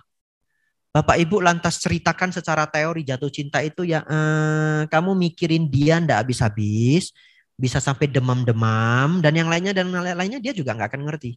Karena dia belum merasakan. Atau Bapak Ibu cerita ke orang barat yang belum pernah makan sawo. Ini gimana ceritain? Sawo rasanya gimana? It's quite sweet. It seems like kiwi, but not kiwi. And very soft. Like pudding, but not pudding. Dia juga ikut bingung. Jadi dia bingung, Bapak Ibu bingung. Karena pengalaman itu nggak bisa kita beritahu secara teori, tapi orang bisa menangkap. Kalau orang mempelajari apa itu sawo, setidaknya secara teori dia tahu bahwa sawo itu lezat. Sawo itu tidak beracun dan sawo itu bisa dimakan. Hanya sejauh itu. Tapi bagaimana sawo itu pengalamannya, dia tidak akan tahu sampai kita sudah jelaskan sebanyak 1 buku, Encyclopedia of Sawo, gitu ya. Karena kalau buku penelitian orang Indonesia di bahasa Inggris kan. Saya pernah tanya seorang peneliti, dia buat kamus, bukan saya tanya, saya diceritain, kamus Jawa Inggris. Kemudian ditanya, kenapa kamus selengkap itu kok Jawa Inggris? Tidak Jawa, Indonesia, Inggris. Katanya, yang beli cuma orang barat. Jadi kalau dia buat Jawa Indonesia, kurang laris. Dia nulisnya Jawa Inggris. Bapak Ibu Saudara, kita sudah ceritakan sebanyak 1 buku pun dia belum tahu sawo. Tapi begitu dia makan, oh. Terus kita mau ceritain, gak usah ceritain. Betul ya? Gak usah diceritain, cukup. Nah, jana juga seperti itu. Hari ini kita hanya tahu sebatas teori. Tetapi yang kita tahu bahwa ada 5 hal terjadi dalam batin kita kalau kita capai jana 1. Ada witaka wicara yang melemah, ada konsentrasi, dan ada 2 jenis kebahagiaan yang disebut sukha dan piti.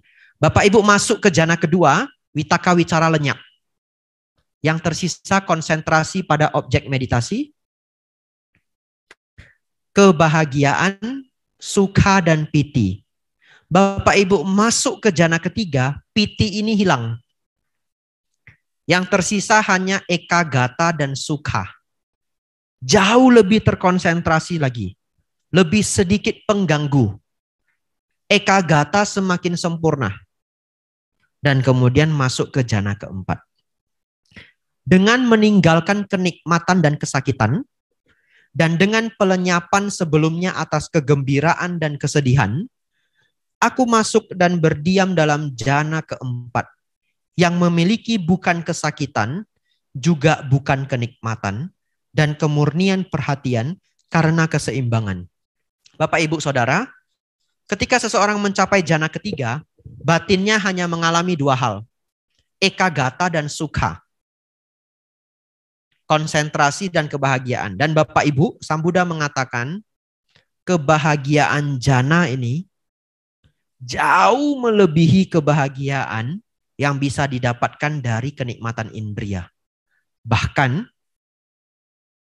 para dewa dan para dewa yang menjadi raja-raja surga pun kebahagiaan mereka tidak seberapa dibandingkan kebahagiaan jana. Jadi Bapak Ibu coba renungkan, kalau Bapak Ibu hidup sebagai manusia pada umumnya yang disebut putu jana, maka kebahagiaan manusia umumnya adalah kebahagiaan 6 indria. 5 indera biologi tambah pikiran. Jadi dalam ajaran Buddha 6 indera. Melihat, mendengar, mencium. Dan Bapak Ibu coba renungkan, kebahagiaan yang Bapak Ibu rasakan ya bolak-balik itu saja. Ya. Dari apa yang dilihat, apa yang dipeluk, ketemu anak itu dipeluk bahagia. Itu juga adalah indria, indera kulit. Kemudian Bapak Ibu makan makanan yang enak, jalan-jalan. Kenikmatan-kenikmatan itu disebut kenikmatan indria. Dan ada 6 tingkat alam surga di atas kita. Tapi tidak saya bahas hari ini, itu pelajaran namanya 31 alam kehidupan. Kalau saya bahas hari ini kita sampai besok pulangnya. Nah, ada 6 tingkat alam surga yang mereka juga menikmati kenikmatan indria. Jadi istrinya banyak, ribuan, bahkan ratusan ribu. Ya, Sang Buddha juga menggambarkan para dewa di alam surga tingkat tinggi, istri atau suaminya bisa ratusan ribu. Istana yang luar biasa megah dan yang lainnya. Hanya dalam ajaran Buddha, Sang Buddha memberitahu ternyata surga itu tidak kekal. Hanya umurnya sangat panjang, sampai-sampai para dewa pun berpikir mereka hidup kekal. Tetapi seluruh 31 alam kehidupan ini adalah sesungguhnya adalah permainan alam pikiran kita sendiri. Tapi tidak saya bahas hari ini. Kalau kita nanti pelan-pelan bahas dhamma yang lebih tinggi, seluruh alam semesta ini bahkan adalah permainan pikiran kita sendiri. Dan ini persis dikatakan oleh Stephen Hawking. The whole universe is just a consciousness.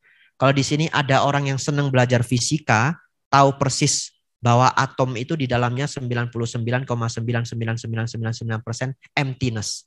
Dan kalau kita belajar fisika, kita bingung sendiri. Material disusun oleh atom, atom sendiri emptiness. Lalu saya apa? Kan begitu ya? Dalam Dharma, Bapak Ibu adalah proyeksi dari pikiran Bapak Ibu. Nah, dalam Stephen Hawking mengatakan just a consciousness. Ya, consciousness adalah kesadaran, proyeksi dari pikiran itu sendiri. Bapak Ibu Saudara, alam rendah, alam manusia, dan 6 tingkat alam surga ini menikmati kenikmatan indria. Kebahagiaan alam indria tidak seberapa dibandingkan kebahagiaan jana. Oleh karena itu, kebahagiaan dari meditasi adalah jauh lebih tinggi. Hanya memang sulit untuk dilatih. Kalau Bapak Ibu nanti mencapai jana ini, entah 1, entah 2, entah 3, entah 4, Bapak Ibu lahir sebagai Dewa Brahma. Tidak lagi butuh suami atau istri. Bapak Ibu menikmati kebahagiaan dalam batin setiap detiknya. Dan sesungguhnya itu ada penelitian terbaru dari Daniel Goleman yang nulis buku Emotional Quotient, Emotional Intelligence, kecerdasan emosional. Dia 30-40 tahun belakangan ini meneliti tentang meditasi, dan teori seperti ini terbukti di dalam brain scan. Tetapi karena kita tidak punya proyektor hari ini, saya tidak bawa laptop, jadi video itu tidak saya putar. Itu penelitian terbaru bahwa seorang meditator kelas kakap terbukti tingkat kebahagiaan mereka luar biasa tinggi. Nanti Bapak Ibu pulang, silahkan. Di sini aja. Anumodana ya. Ya. Cukup. Sama nampannya, taruh sini aja. Ya. Bapak Ibu Saudara nanti pulang, ketik di Google. The happiest man in the world. Manusia paling bahagia di dunia. Keluarnya seorang biksu, namanya Richard Matthew. Nah, dan itu terbukti dari brain scan, MRI otak. Nah, Bapak Ibu Saudara, sekarang kita jelaskan jana keempat.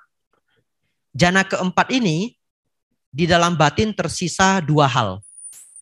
Ekagata, konsentrasi atau kemanunggalan pikiran, dan UPK. UPK ini adalah keseimbangan batin. Ketika seseorang mencapai jana keempat, dia merasakan bukan penderitaan pun bukan kebahagiaan. Tetapi jana keempat ini adalah keadaan yang sangat tenang, sangat nyaman.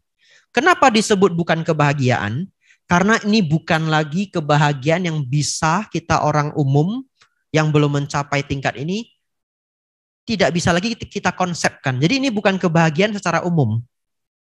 Ini adalah kebahagiaan yang muncul dari batin yang begitu tenang seimbang. Bapak Ibu mungkin selama ini tidak tahu apa yang dimaksud meditasi membawa ketenangan. Nah, saya minum dulu ya.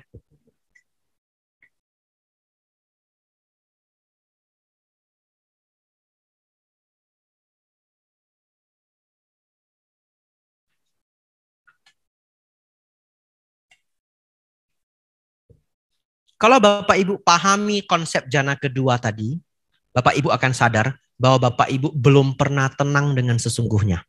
Tidak percaya nanti pulang, duduk di kursi, jangan main HP, jangan nyalain TV, duduk sendiri. Lihat batin Anda seberapa ributnya. Ngomong tidak mau berhenti. Betul ya? Perintah dia, oh pikiran, berhenti berpikir. Nggak bisa. Bahkan Bapak Ibu tidur masih bermimpi. Betul ya? Nggak mau dia diam. Bahkan dikatakan sebenarnya kita sering bermimpi. Hanya setelah bangun kita lupa. Itu menurut para peneliti mimpi ya. Para peneliti tidur. Nah Bapak Ibu Saudara. Kalau Bapak Ibu paham bahwa kita sesungguhnya tidak pernah benar-benar tenang secara sebenarnya. Bagaimana kita membayangkan jana keempat ini? Wah, benar-benar sudah di luar bayangan kita. Jana keempat itu suasana yang sangat tenang seimbang, yang mana batin menjadi sedemikian murninya. Di sini dikatakan adalah salah satu tingkat konsentrasi yang paling tinggi, dan konsentrasi jana keempat ini cukup untuk membawa Bapak Ibu mencapai arahat. Ya, jadi jana keempat ini cukup. Ya. Kita lanjutkan. Setelah Bodhisatta mencapai jana keempat, beliau melanjutkan beberapa perjuangan terakhir ya. Ini kita tinggal 2,5 lembar. Nah ini perjuangan terakhir kita. Ketika konsentrasi pikiranku sedemikian murni, cerah tanpa noda, bebas dari ketidaksempurnaan, lunak, lentur, kokoh, dan mencapai keadaan tanpa gangguan, aku mengarahkannya pada pengetahuan ingatan kehidupan lampau. Aku mengingat banyak kehidupan lampau, yaitu 1 kelahiran, 2 kelahiran, 3 kelahiran, 4 kelahiran, 5 kelahiran, 10 kelahiran,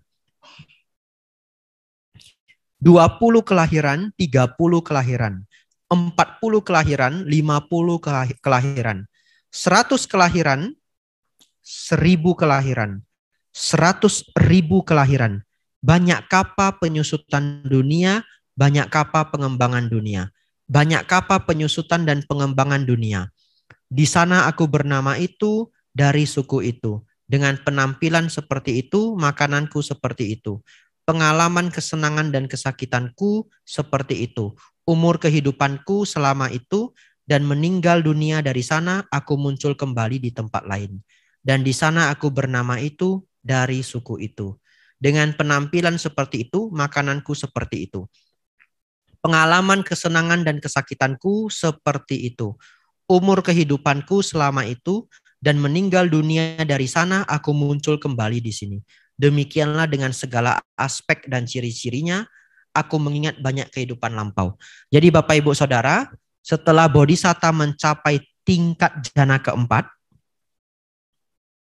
beliau menggunakan konsentrasi ini untuk melihat siapa sebenarnya beliau sebelum sekarang. Dan saya pikir itu sangat masuk akal. Kalau Bapak Ibu hari ini punya jana keempat, tentu sebagai manusia kita pengen tahu kenapa kita lahir di bumi ini. Betul ya? Kenapa saya lahir di bumi ini? Misinya saya lahir di bumi ini ngapain gitu. Tapi Bapak Ibu gimana nyarinya misi Bapak Ibu lahir di kehidupan ini? Ya lihat sebelum lahir. Betul ya? Jadi beliau mengarahkan konsentrasi ini untuk melihat sebelum ini saya apa. Lah orang yang lain Lah lihat lagi, mundur lagi. Mundur terus enggak habis-habis. Beliau mundur sampai 91 kalpa. Apa itu kalpa? Satu pengembangan dan penyusutan dunia. Tadi di sini ditulis ya. Ada pengembangan dunia, banyak kapa penyusutan dunia, banyak kapa pengembangan dunia. Kapa itu adalah pengembangan dan penyusutan dunia. Apa itu pengembangan penyusutan dunia? Zaman ini kita beruntung karena kita dikenalkan dengan teori Big Bang, betul ya? Jadi Big Bang itu adalah dulu alam semesta ini tidak ada. Tidak ada materialnya. Hanya ada material kecil setetes. Katakanlah seperti itu. Yang sangat padat. Kemudian materi ini meledak. Setelah dia meledak, dia mengembang. Kan kalau barang meledak itu mengembang toh? Menjauh. Nah, dia mengembang sampai menjadi dingin. Ketika setelah menjadi dingin, barulah terbentuk planet-planet, asteroid, dan yang lainnya. Nah, dan Bapak Ibu Saudara, sampai hari ini, alam semesta kita masih mengembang. Serius. Nanti cek di Google, The Expanding of the Universe. Dia masih mengembang, jalan dia. Jadi, bumi yang mengitari matahari, dan matahari pun sebenarnya lagi mengitari sesuatu yang lebih besar, dan semua yang saling mengitari ini saling mengembang. Dan teori ini dulu ditemukan oleh Eric Habler. Silakan cek di Google. Ya. Nah, dikatakan ini teorinya, karena saya juga belum pernah sampai penghujung pengembangan dunia, saya belum pernah, begitu ya. Dikatakan oleh para fisikawan, alam semesta ini setelah mengembang, satu ketika akan menyusut kembali. Itu teorinya. Dan enggak tahu kenapa, di dalam kitab 2600 tahun yang lalu itu, Sang Buddha menyebutkan bahwa ada pengembangan dan penyusutan alam semesta. Itu sangat aneh. Mind blowing. Begitu ya. Ya, Bapak Ibu Saudara. Di sini Bapak Ibu. Bodhisatta mundur kehidupannya 91 kalpa. Tidak menemukan awal kehidupan. Lalu apa yang dilakukan? Beliau melakukan yang selanjutnya. Ini adalah pengetahuan sejati pertama yang dicapai olehku. Pada jaga pertama malam itu. Satu jaga itu 4 jam ya. Ketidaktahuan tersingkir dan pengetahuan sejati muncul. Kegelapan tersingkir dan cahaya muncul. Seperti yang terjadi dalam diri seseorang yang berdiam dengan tekun, rajin, dan bersungguh-sungguh. Yang kedua, ketika konsentrasi pikiranku sedemikian murni, cerah tanpa noda, bebas dari ketidaksempurnaan, lunak, lentur, kokoh, dan mencapai keadaan tanpa gangguan, aku mengarahkannya pada pengetahuan kematian dan kelahiran kembali makhluk-makhluk. Dengan mata dewa yang murni dan melampaui manusia, aku melihat makhluk-makhluk meninggal dunia dan muncul kembali. Hina dan mulia, cantik dan buruk rupa, kaya dan miskin. Aku memahami bagaimana makhluk-makhluk berlanjut sesuai dengan perbuatan mereka. Makhluk-makhluk ini yang berperilaku buruk dalam jasmani, ucapan, dan pikiran, pencela para mulia, keliru dalam pandangan mereka, memberikan dampak pandangan salah pada perbuatan mereka. Ketika hancurnya jasmani setelah kematian, telah muncul kembali dalam kondisi buruk, di alam rendah, dalam kehancuran, bahkan di alam neraka. Tetapi makhluk-makhluk ini yang berperilaku baik dalam jasmani, ucapan, dan pikiran, bukan pencela para mulia, berpandangan benar, memberikan dampak pandangan benar dalam perbuatan mereka. Ketika hancurnya jasmani, setelah kematian, telah muncul kembali di alam yang baik, bahkan di alam surga. Demikianlah dengan mata dewa yang murni dan melampaui manusia, aku melihat makhluk-makhluk meninggal dunia dan muncul kembali, hina dan mulia, cantik dan buruk rupa, kaya dan miskin. Aku memahami bagaimana makhluk-makhluk berlanjut sesuai dengan perbuatan mereka. Bapak, Ibu, Saudara, Bodhisatta mundur kehidupannya sampai berkalpa-kalpa, tidak menemukan awal kehidupan. Benar? Kemudian beliau majuin satu-satu. Jadi setelah mundur, maju. Dan ketika beliau maju melihat korelasi antar kehidupan, kalau ketika beliau mundur, beliau hanya melihat saya lahir di sini, di suku ini, nama saya ini, kehidupannya seperti ini. Ketika beliau maju, beliau baru tahu bahwa ternyata semuanya berhubungan. Ketika seseorang melakukan perbuatan baik di kehidupan ini, di kehidupan yang akan datang dia lahir di alam bahagia. Dan ketika seseorang lahir, ketika seseorang berbuat jahat di kelahiran yang ini, dia jatuh kembali di alam yang rendah. Seterusnya dan seterusnya. Bapak Ibu mungkin merasa aneh. Kok orang yang dulu berbuat baik sekarang jadi jahat? Itulah kehidupan Bapak Ibu. Bahkan kita bisa melihat di satu kehidupan. Ada orang dari 0 sampai umur 70. Pernah baik, pernah jahat. Betul? Ada preman yang tobat. Betul ya? Nah, preman yang tobat. Nah, ada juga ustadz atau biku jadi preman. Misalkan begitu ya. Nah, itu kehidupan. Jadi kita bisa menemukan pengalaman hidup seseorang yang baik jadi jahat, jahat jadi baik. Nah, Bapak Ibu Saudara, ternyata menemukan begitu banyak korelasi antar kehidupan. Apakah hukum kamawipaka, apakah anicca dukkha anatta, apakah paticca samuppada, beliau temukan semua di dalam jaga kedua. Satu jaga adalah 4 jam. Sekarang adalah sudah 8 jam. Nah, Bapak Ibu Saudara, kita lanjutkan.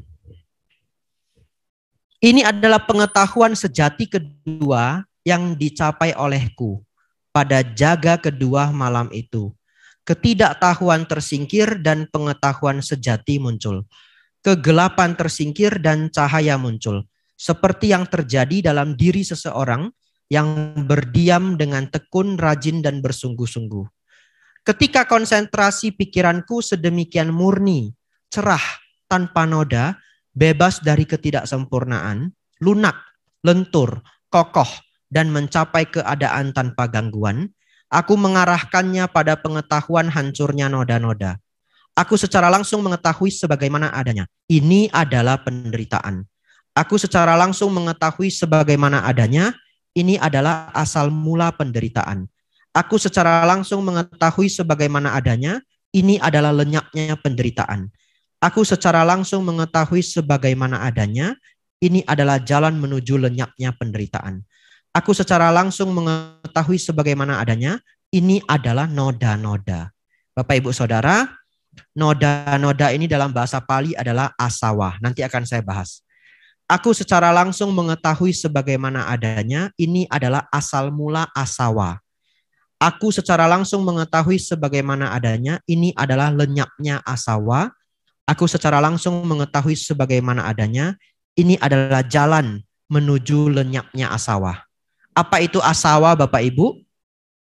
Asawa adalah arus batin, arus mental yang bocor tidak terkendali.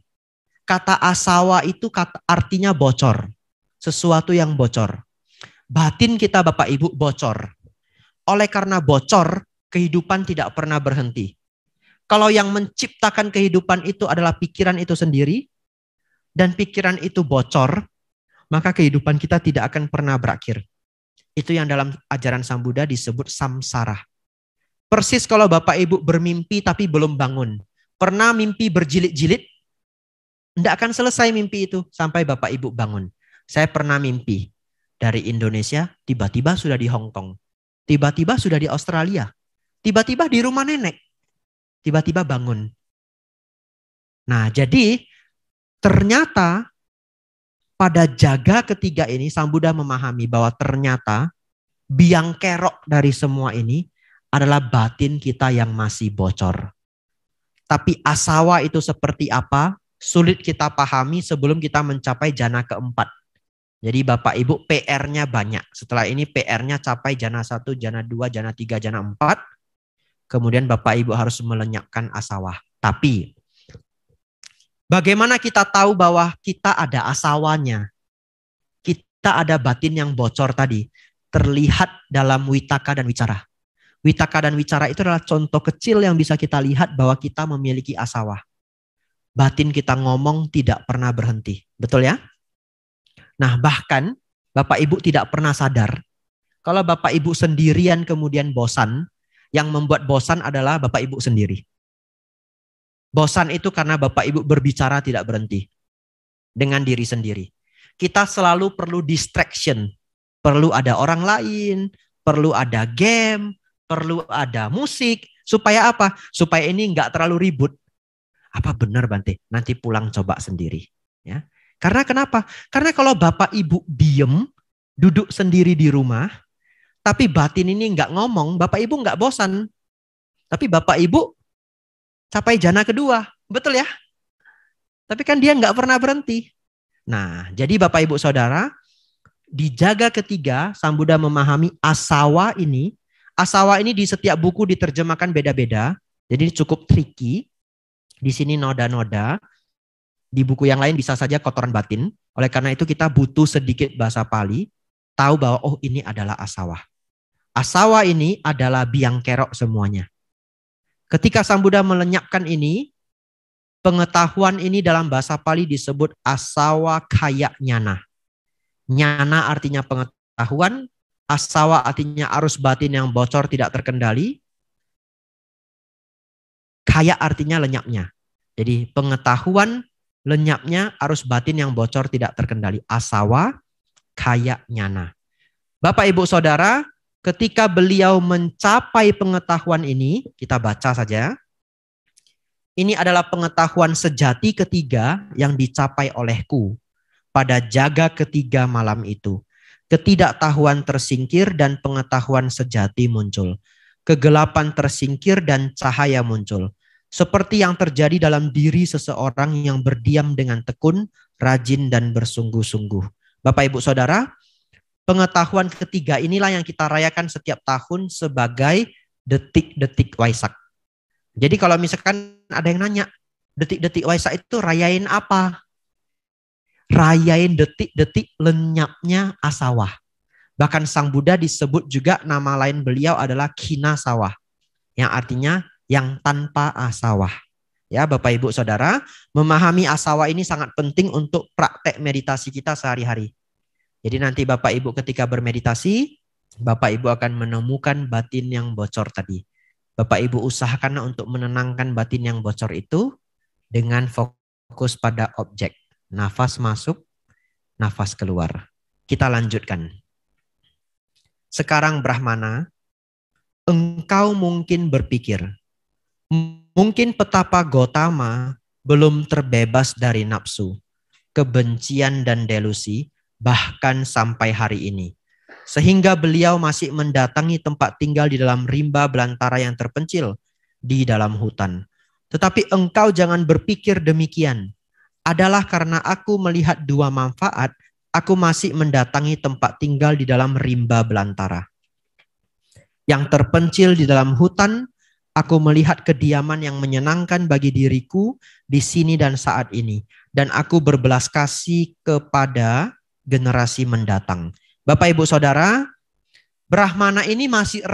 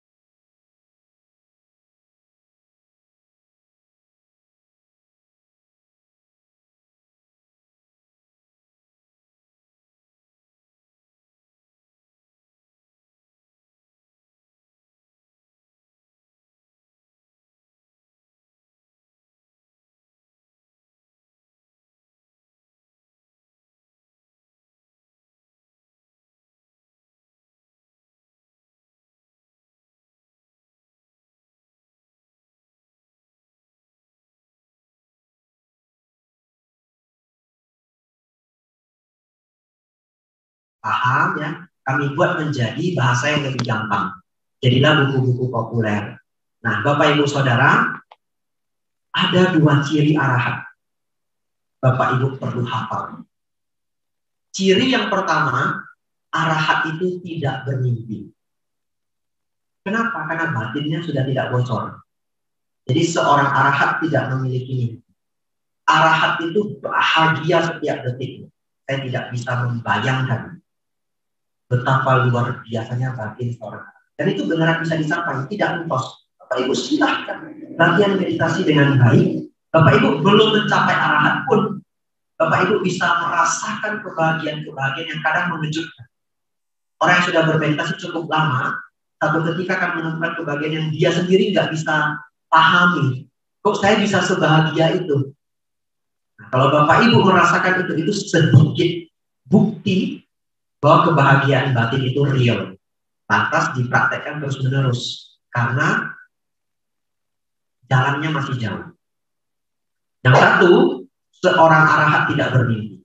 Jadi kalau Bapak Ibu ketemu ada orang ngaku arahat, apakah biku, apakah umat, ngeceknya salah satunya nanyanya begini, Pak, Bu, minggu yang lalu Bapak ada mimpi saya enggak? Ya begitu ya. Atau nanya, minggu ini Bapak ada mimpi apa? Kenapa nanya saya mimpi apa? Penasaran saja. Orang sesuci Bapak itu mimpinya seperti apa? Begitu ya. Wah, dia tersanjung sekali. Wah, saya biasanya kalau bermimpi jalan-jalan ke alam surga. Arahat KW. Seorang arahat tidak bermimpi, batinnya tidak bocor. Mimpi itu adalah batin yang bocor. Buktinya, bisa Bapak Ibu request mimpi? Gak bisa. Kalau bisa Bapak Ibu hari ini saya pulang, hari ini saya ke Mendun ya. Hari ini saya pulang, saya request sebelum tidur. Sapporo. Biar jalan-jalan di Sapporo. Besok Kobe. Buktinya kita nggak bisa request mimpi. Bapak Ibu sudah catat di kertas taruh di bawah bantal. Juga tidak akan terjadi. Yang ada mimpi kuntilanak. Karena batin kita bocor ya. Seorang arahat tidak bermimpi. Ciri dari arahat yang kedua adalah arahat tidak ada rasa takut sedikit pun. Bahkan dalam micro expression. Micro ekspresi itu adalah salah satu cabang psikologi. Bapak Ibu semua punya pengetahuan micro ekspresi. Hanya kalau dipelajari akan lebih mendalam. Contoh ketika orang iri tapi dia sembunyikan. Bisa terlihat sedikit setengah detik di wajahnya. Atau ketika seseorang merasa jijik tapi cepat-cepat dia tutup rasa jijik itu. Karena orang itu selalu menggunakan topeng, betul ya? Misalkan ada orang yang dia benci datang, dia jijik. Dia mengeluarkan ekspresi jijik, tapi hanya setengah detik. Setelah itu senyum. Selamat pagi, Pak. Karena itu bos yang paling dia benci. Betul ya? Begitu ketemu dia awalnya sudah gini. Selamat pagi, Pak. Sudah makan belum? Nah, seorang arahat tidak ada rasa takut. Bahkan di dalam mikroekspresi. Jadi ciri seorang arahat yang tidak ada rasa takut itu, dia tidak bisa 2 hal.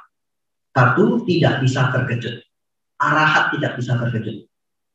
Yang kedua, kalau diancam, dia tidak akan minta tolong. Jadi kalau Bapak Ibu bertemu arahat, tapi yang tidak usah seperti ini. Ambil pisau dapur, todong beliau.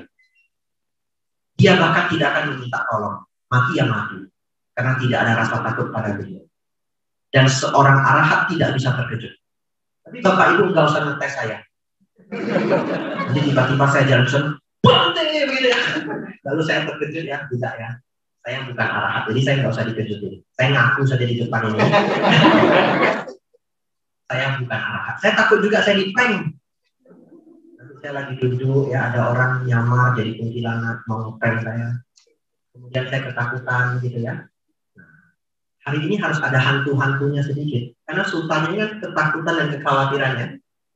Bapak Ibu Saudara, seorang arahat tidak bermimpi, seorang arahat tidak memiliki rasa takut. Terakhir, kita tutup. Tentu saja, adalah karena Guru Gotama adalah seorang sempurna. Seorang yang tercerahkan sepenuhnya, maka beliau berbelas kasih pada generasi mendatang. Menakjubkan Guru Gotama, Guru Gotama telah menjelaskan Dhamma dalam berbagai cara. Bagaikan menegakkan apa yang terbalik, mengungkapkan apa yang tersembunyi, menunjukkan jalan pada mereka yang tersesat, atau menyalakan pelita dalam kegelapan, agar mereka yang memiliki penglihatan dapat melihat bentuk-bentuk. Aku berlindung pada Guru Gotama, dan pada Dhamma, dan pada Sangga para biku. Budang saranang gacchami, Dhammang saranang gacchami, Sanggang saranang gacchami. Sejak hari ini, sudilah Guru Gotama mengingatku sebagai seorang pengikut awam yang telah menerima perlindungan dari beliau seumur hidupku. Bapak Ibu Saudara, Brahmana Janusoni memilih menjadi umat Buddha, murid Sang Buddha. Tapi tidak semua percakapan berakhir seperti ini. Bapak Ibu yang ingin baca suta selanjutnya ini, karena saya cuma datang kali ini, kecuali nanti kita ada dhamma kelas lanjutan ya. Nah Bapak Ibu Saudara, selanjutnya ini adalah MN36. Nanti tinggal tulis di Google MN spasi 36. Ada yang versi bahasa Indonesia di Suta Sentral. Hanya menu di Suta Sentral itu agak rumit. Cari yang menu Indra Anggara. Kalau tidak ada bagaimana saya ngeprint ini, betul ya? Jadi ada yang bahasa Indonesia. Bapak Ibu Saudara, kalau Suta Mahasacaka yang nomor 36, di akhir sutanya itu, dia tidak menjadi umat Buddha. Dia hanya kagum dengan jawaban Sang Buddha, tapi dia tidak muncul keyakinan. Bapak Ibu Saudara, ajaran Sang Buddha ini unik. Sebenarnya Sang Buddha sendiri tidak pernah membaptis umat. Jadi sesungguhnya tidak ada proses baptis untuk menjadi umat Buddha. Umat Buddha itu ditandai dengan pemahaman terhadap ajaran Buddha. Hanya zaman sekarang karena semua agama ada baptisnya, kita ikut. Ya, namanya wisudi, betul ya? Tetapi kalau Bapak Ibu sudah diwisudi, tapi hukum kama wipaka, 4 kebenaran mulia, enggak kenal dhamma, dhamma artinya apa juga enggak tahu, ya itu cuma wisudi, ya juga baik juga lah, enggak apa-apa dah ya. Saya bilang enggak baik, nanti ada program wisudi bagaimana, ya tak? Tetapi alangkah baiknya, lengkap sempurna, keyakinan itu dibangun dari pemahaman. Karena keyakinan dalam ajaran Sang Buddha tidak boleh keyakinan membuta. Bahkan nanti dalam Mahasacaka Sutta 36 dan Kalama Sutta lebih menarik lagi. Sang Buddha bahkan mempersilahkan kita untuk belajar seluas-luasnya. Silahkan belajar seluas-luasnya dan bagaimana nanti kita menentukan apa yang bijaksana dan apa yang tidak bijaksana. Bahkan Sang Buddha menambahkan di sutta yang lain, Sang Buddha mengatakan, apakah seorang Buddha muncul, apakah seorang Buddha tidak muncul, Dhamma tetaplah ada. Karena Sang Buddha bukanlah orang yang menciptakan Dhamma. Sang Buddha hanya menunjukkan Dhamma seperti itu. Tapi Dhamma itu artinya apa? Dhamma itu artinya hukum kebenaran alam semesta. Paling sederhananya, kalau kita berbuat baik, kita mendapatkan kebaikan. Kalau kita berbuat jahat, kita mendapatkan keburukan atau penderitaan. Nah, itu Bapak Ibu, hari ini kita melihat perjalanan hidup, bagaimana Samana Gotama atau Pertapa Gotama mencapai kebuddhaan yang bahkan beliau awalnya masih minus, masih penuh dengan kekhawatiran dan ketakutan. Betul ya? Dan dengan kerendahan hati beliau menjelaskan bagaimana beliau akhirnya melenyapkan ketakutan secara total, tidak tersisa sedikit pun. Bapak Ibu, setelah dengar uraian sutta ini, cepat-cepatlah mencapai arahat. Nanti yang sudah capai arahat lapor ke saya ya. Bante, saya sudah capai arahat. Sadu, sadu, sadu ya. Tapi saya nggak usah dikejutin ya. Saya masih proses mencapai arahat. Ya, indah sekali dhamma kelas kita hari ini. Walaupun penuh perjuangan harus konsentrasi panjang ya. Karena sudah jam 9. Dan saya pikir ini juga sudah lengkap sekali ya. Tentu Bapak Ibu tentu bisa ada pertanyaan dan hal lainnya. Karena suta-suta itu banyak. Kita hanya bahas 1 dari 152 Majjhima Nikaya. Nah selanjutnya mungkin mudah-mudahan ada beberapa uraian sutta sebenarnya di channel Wihara Dharma Sundara. Jadi yang setelah ini masih ada Mahasacaka. Saya wasa di Solo tahun ini. Setiap hari Kamis ada kelas. Kadang mengajar suta, kadang juga ajaran dhamma lainnya. Nah, itu terdata di sana. Ya, saya pikir cukup ya, Bapak Ibu Saudara. Mari kita tutup dengan ungkapan kebahagiaan. Sabbe sata bhavantu sukhitata. Semoga semua makhluk hidup berbahagia. Sadhu, sadhu, sadhu.